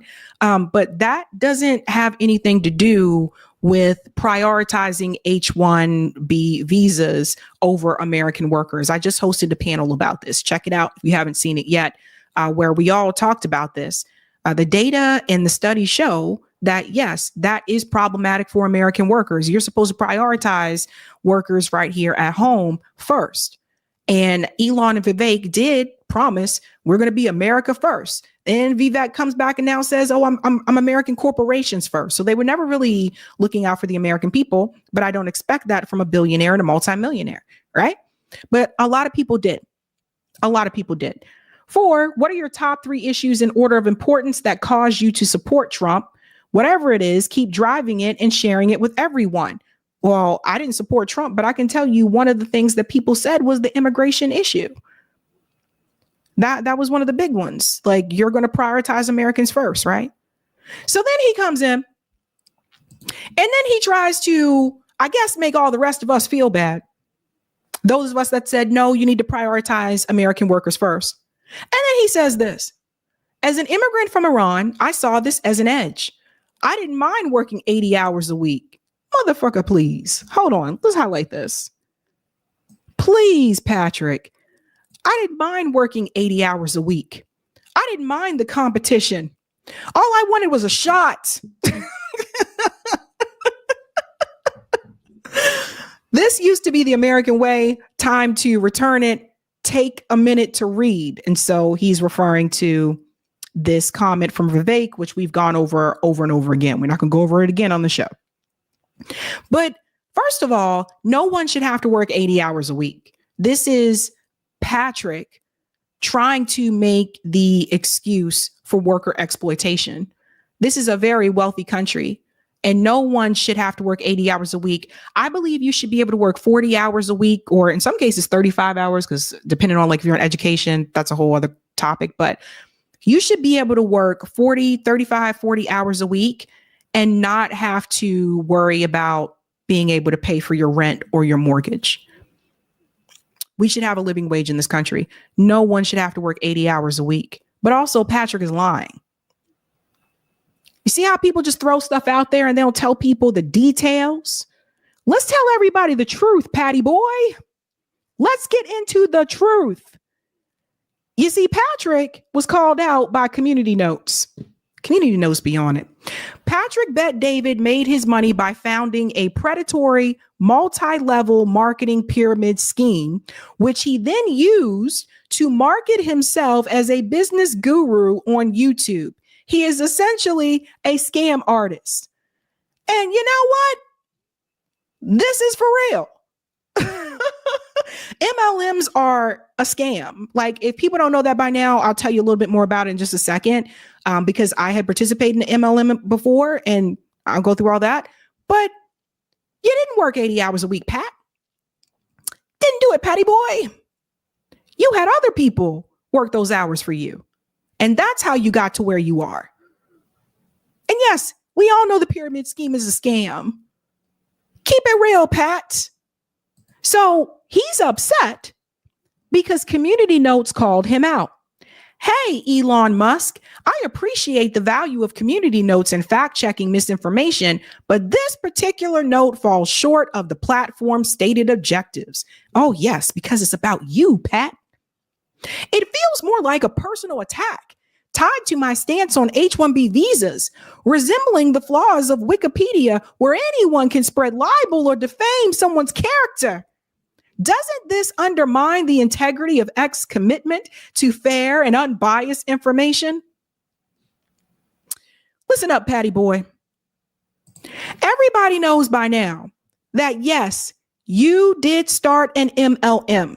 You did have a pyramid level scheme. Stop going around telling people that you worked 80 hours a week. You exploited the people that were a part of the MLM, which would have been under you. And that's how you got to where you were. What did I tell you guys about Vivek? He was running around on all these different shows when he was running for president. And he said, my parents came here with nothing. All I had to do was a quick little look up and saw that they didn't come here with nothing. They came here with college degrees, both of them. They were upper caste system. They were Brahmins. So they didn't come here with nothing. Guys, when you hear people say these things, my parents came here with nothing. I came here with nothing. I came here with just $1 in my pocket. Always look these things up. So I ask, look those things up. So what is the MLM? Let me show you what it is, right? I'll tell you how it works, because again, I used to think these things worked. Like I, tried to be a seller one time in MLM, and then I was like, what the heck is this, right? So MLM, businesses and pyramid schemes. These are businesses that involve selling products to family and friends and recruiting other people to do the same. And they're called multi-level marketing, network marketing. So it's MLM or direct marketing business. Some MLMs are illegal pyramid schemes. Before joining an MLM program, they tell you some things that you need to know. Now, let me show you how they work, because this is the part I think is important. MLM companies sell their products or services through person-to-person sales. And that means that you're selling directly to other people, maybe from your home, a customer's home, or online. If you join an MLM program, the company may refer to you as an independent distributor, participant, or contractor. Most MLMs say you make money two ways. This is the important part. By selling the MLM's product yourself to retail customers who are not involved with the MLM, or by recruiting new distributors and earning commissions based on what they buy in their sales to retail customers. So let me tell you about a few of them. Ladies, you may be familiar with the company called Yvonne, right? So Yvonne is an MLM. They sell beauty products. I think they started selling clothes too at one point, but beauty products, perfume, all that kind of stuff. And what they do is it's someone else who already works for them. And they'll come to you and say, hey, I'm selling Avon. Y'all want to buy anything? Da, da, da. And then they'll try to recruit you. And then they'll tell you, well, if you like what I do, you can become an Avon salesperson and you can do that full time, just like I do. And you can quit your job. Always watch out when people say, and you can quit your job. And so you then take on that opportunity and you say, okay, I want to be a seller. You would be ranked under them. So this is where the pyramid starts. And then you go out and you sell products. Then you try to recruit more people to also become sellers. And then those people will be under you. Oftentimes what happens in these MLM pyramid schemes is that the people who are making the money are the people who are at the top, which would have been Patrick. Patrick was at the top. Those are the ones making the money. Every now and then, a couple of people may be able to get up to that upper level status.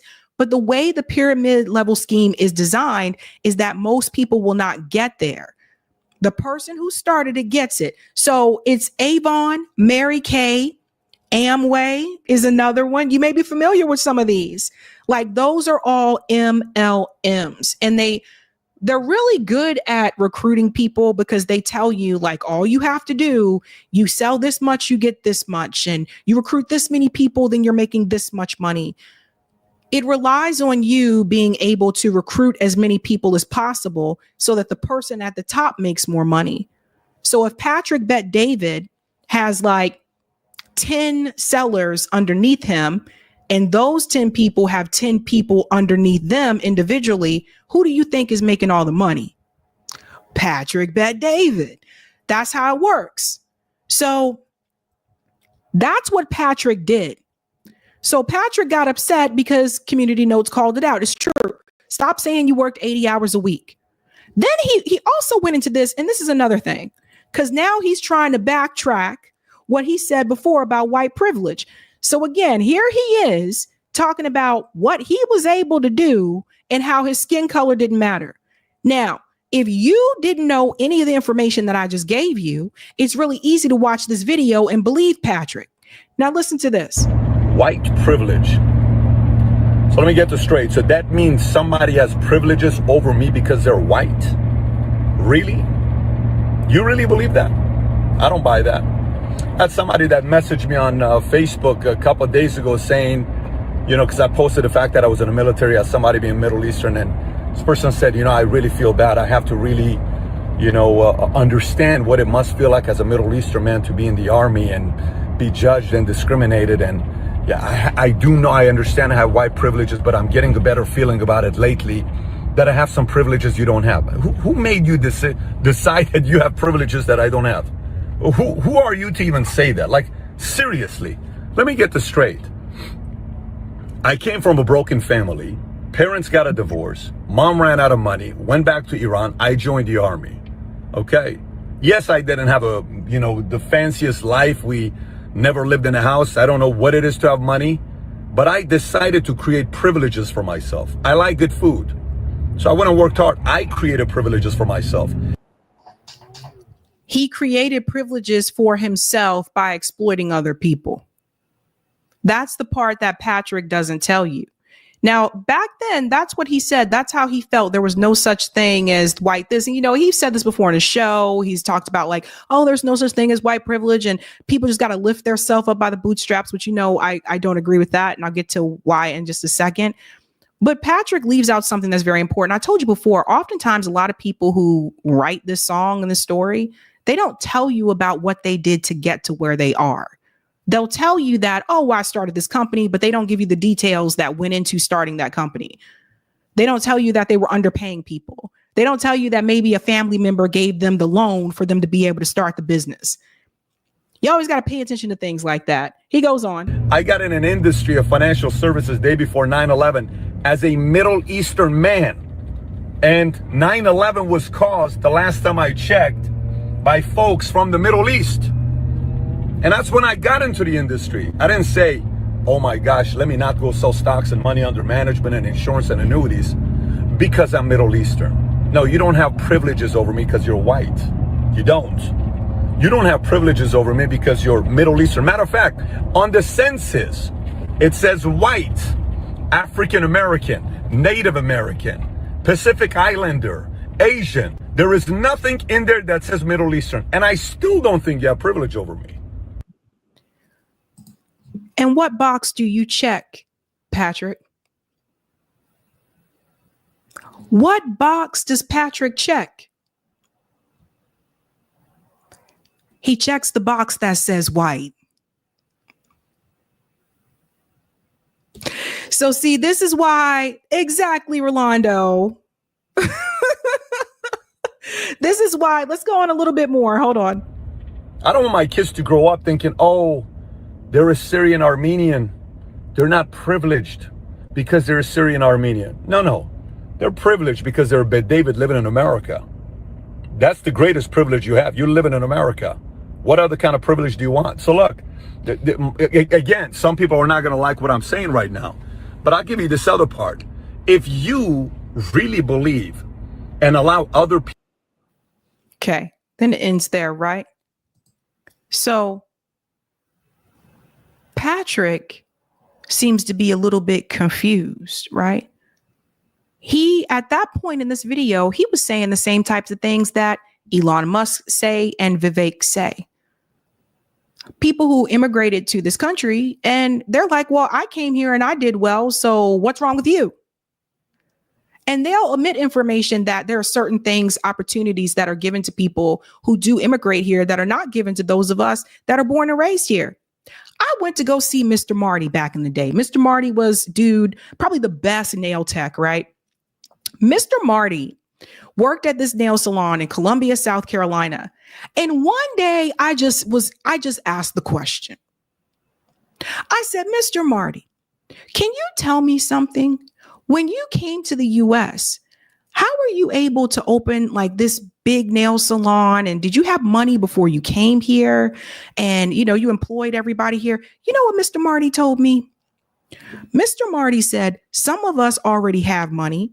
He said, but those of us that don't, we're offered to have that business loan to open the business, but we don't have to pay taxes on the business for the first 10 years.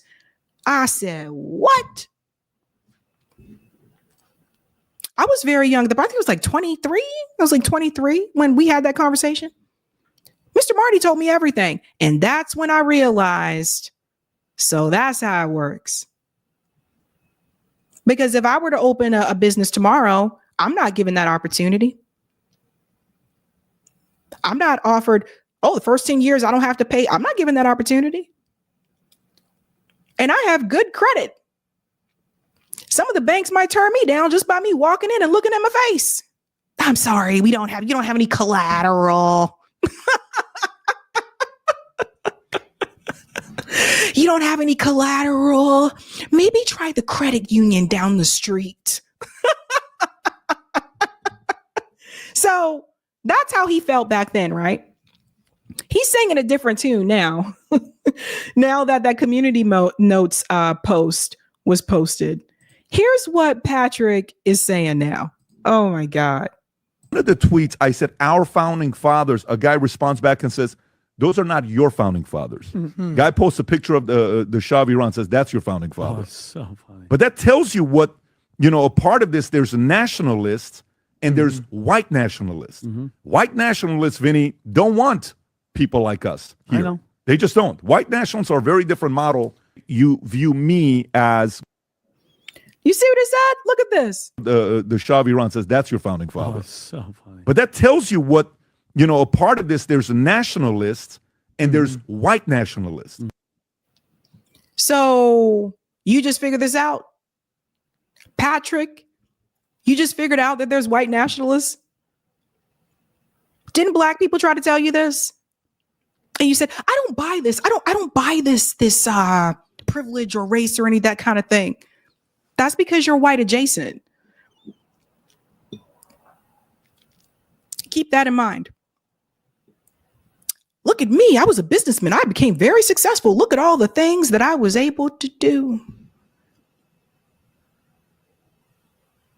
But now all of a sudden, now that he was getting attacked on Twitter by all these people saying, how dare you, defend Elon and Vivek about the H-1B visas first? How dare you do that? So people came after him. A lot of the MAGA people came after him and they said, oh, hell to the no. I'll give him credit for that one. At least they pushed back. They went in and they shut Pat down. Now all of a sudden he's like, oh my God, there's white nationalists. They might not like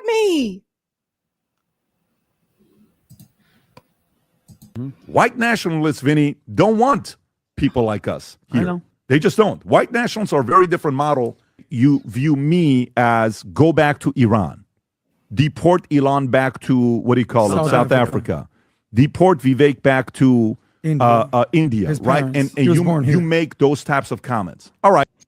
So because people said those things and they were saying it, people were saying those things about Vivek and Elon. They also, because he defended them, they started making those comments about Patrick as well. So then after that, Patrick was like, wait a minute. Maybe they don't like me after all. Right? Because he's from Iran. Not because he's white adjacent, but because he's from Iran. So he's like, oh no, they're telling me to go back to Iran and da-da-da-da. Patrick got his wake-up call. I don't think that's majority of America. I think that's less than 5%. That is the far right. America. Yeah, that's the far right. Ultra-nationalists. That's the far right. And the far left wants open borders and let everybody come in here. Let's legalize everyone. The far right wants, if you're not a white nationalist, get the hell out of here. The problem here is you as a consumer not knowing the position of the individual before they say it, and you think everyone is in that position. They're not. Look at this, guys. So you know what, Patrick, and this is what, and listen to all of my international friends, what I have said over and over again. When you make comments that are like, well, I came to this country and I'm doing well. Why aren't you doing well? When you make those types of comments to people, like, it's only a matter of time before people turn that arrow towards you and they start belittling you. So always remember that. Okay? Some of my Asian friends, we got to talk for a minute. Somebody, I got to tell you, we got to talk about something. Okay? Because sometimes you guys can be pretty racist towards us too. And I get it.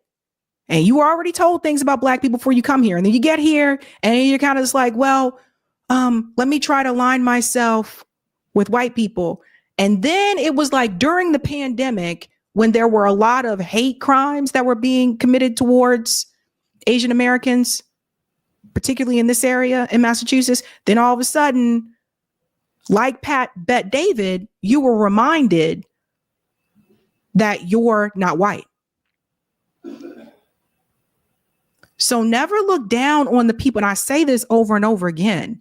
Don't point fingers and look down on the people, especially those of us who were born here, raised here, who may not be doing as well as you are economically. That doesn't make us less than. That doesn't make us, ignorant people or anything like that.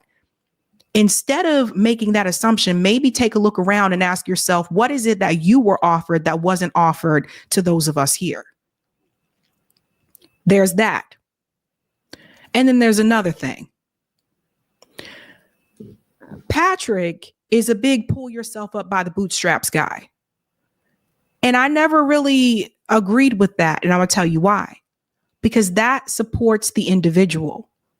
If we really want America to be a great country, we should be supporting communities, not an individual. And you'll see that here. What does this look like?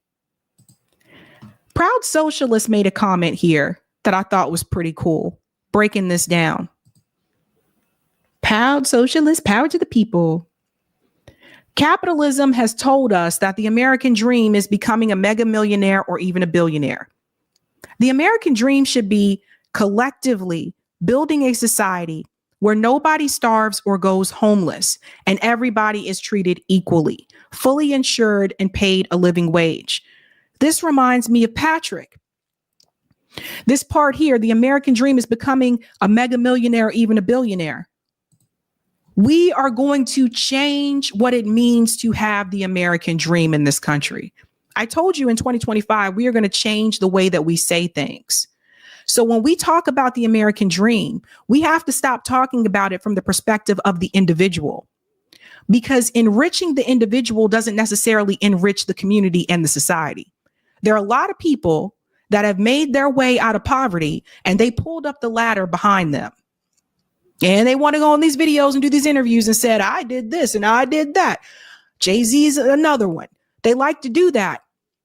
But if you're not taking that benefit that you have and you're not trying to empower and help the people in the very same community that you grew up in after you got your wealth and you got moving, what good are you? This part right here that Eric says, I think is spot on. At its core, billionaire capitalism is about theft. The hardest working, most driven sociopath, the best thief, is the one who ends up on top. It's up to the 99% to put a stop to it. This requires clear demands and a strategy. See 11 demands for both. And we've gone over this before on the show. And we've told you guys about the 11 demands, but you really got to start saying this MCDS: money, corruption, and demands. Fix big money in politics and government. Healthcare for all. A minimum standard of living for everyone. End the wars. Respond to the climate emergency. Racial and criminal justice reform. Reject censorship. Immigration reform. An election system we can trust, revamp taxation and funding, democratize the enterprise. Because you see, when we go back to Patrick buys into the idea of the American dream that is aligned with the individual. lifting yourself up by your bootstraps. Not everybody has boots and not everybody has straps. What Patrick should be bragging about, instead of bragging about himself, he should be bragging about, how did you empower and lift up other people in your community, Patrick? When you started making all that money, what did you do to empower the other people in your community to get to the point of where you are? But see, Patrick can't talk about that, because if Patrick talks about that, he goes down that lane, he has to talk about he got to those mega millions by exploiting the people who worked under him, by his MLM scheme, the pyramid scheme. So when we talk about the American dream, we are going to talk about enriching the community, not enriching the individual who gets the money, pulls up the ladder, and leaves the community and says bye-bye. That's how we're going to talk about it moving on. People like Patrick, they are very quick to point their finger at other people who did not get to their level of success. And that's if you want to call it success, if they exploited people. But they never want to tell you how they got there. Did you know he had a problem with the community notes there when he responded? But did you notice that he didn't debunk it? Did you notice that Patrick Bett never said in his tweet that it was a lie? Because it's not. This guy is a scammer, has been a scammer. And that's the truth. Keep it real. If you were a hustler, say you were a hustler, Pat. You've seen rappers do this over and over again. Rappers will tell you, yeah, I was hustling. So just say that, Pat. Say you were hustling and you hustled some people and that's how you got to your mega millions. But quit me with this lie saying that you worked 80 hours a week. You use those resources to help the people in the community that you came from. Help those people, Patrick, and stop pointing your fingers at other people and blaming them and saying, oh, you did this. You didn't work as hard as I did. You didn't work that hard either, Patrick. You made other people work that hard. Never forget, folks. So this was the time, I think, that Patrick got his wake-up call. Let's go to some of the comments here in the chat. Is it Iris? Iris says PBD is very similar to Vivek. Exactly. Very similar. Let's go to the comments here. Thank you, Bose. Harsh chemicals, sugar, salt, pepper, tea, etc. Thank you, Miss Me With It. CoffeeZilla had this dude on from India that was involved with this $1 billion fake PhD doctorate scam, and it's still around. I'll have to check that out. Robert says, Tupperware been chasing me for 6 years now. I remember the Tupperware sales too. Truth Bearer says, most people straight out of college don't know when business practices aren't normal, so they get caught up the most. Yeah. Vector marketing, I don't know if they still do, but when I was an undergrad, they used to recruit at colleges. That's also a pyramid scheme, you know. JB says that white privilege doesn't mean you have economic privilege. It means that your socioeconomic status isn't negatively affected by your race. Good point. Sir Bikes a Lot. I experienced white privilege firsthand. A cop pulled me over and let me go after running a red light on my bicycle. Sparky says the Small Business Administration issues many, if not most, of their loans, SBA loans, to immigrants. It was like this 40 or more years ago, too. See, this is the piece that people don't want you to know. Like, Vivek isn't going to tell you this. Thank you, Sajad. I don't like the term entrepreneur or entrepreneurship because people like PBD are the symptom. Bring the small business owners self-employed. Thank you, La Senora. Asians are not white. Latinos are whiter. Sabby. Thank you for this. I know that. Thank you for the super sticker, Misty. Thank you, Sajad. FYI, Betsy DeVos' dad founded Amway. Of course.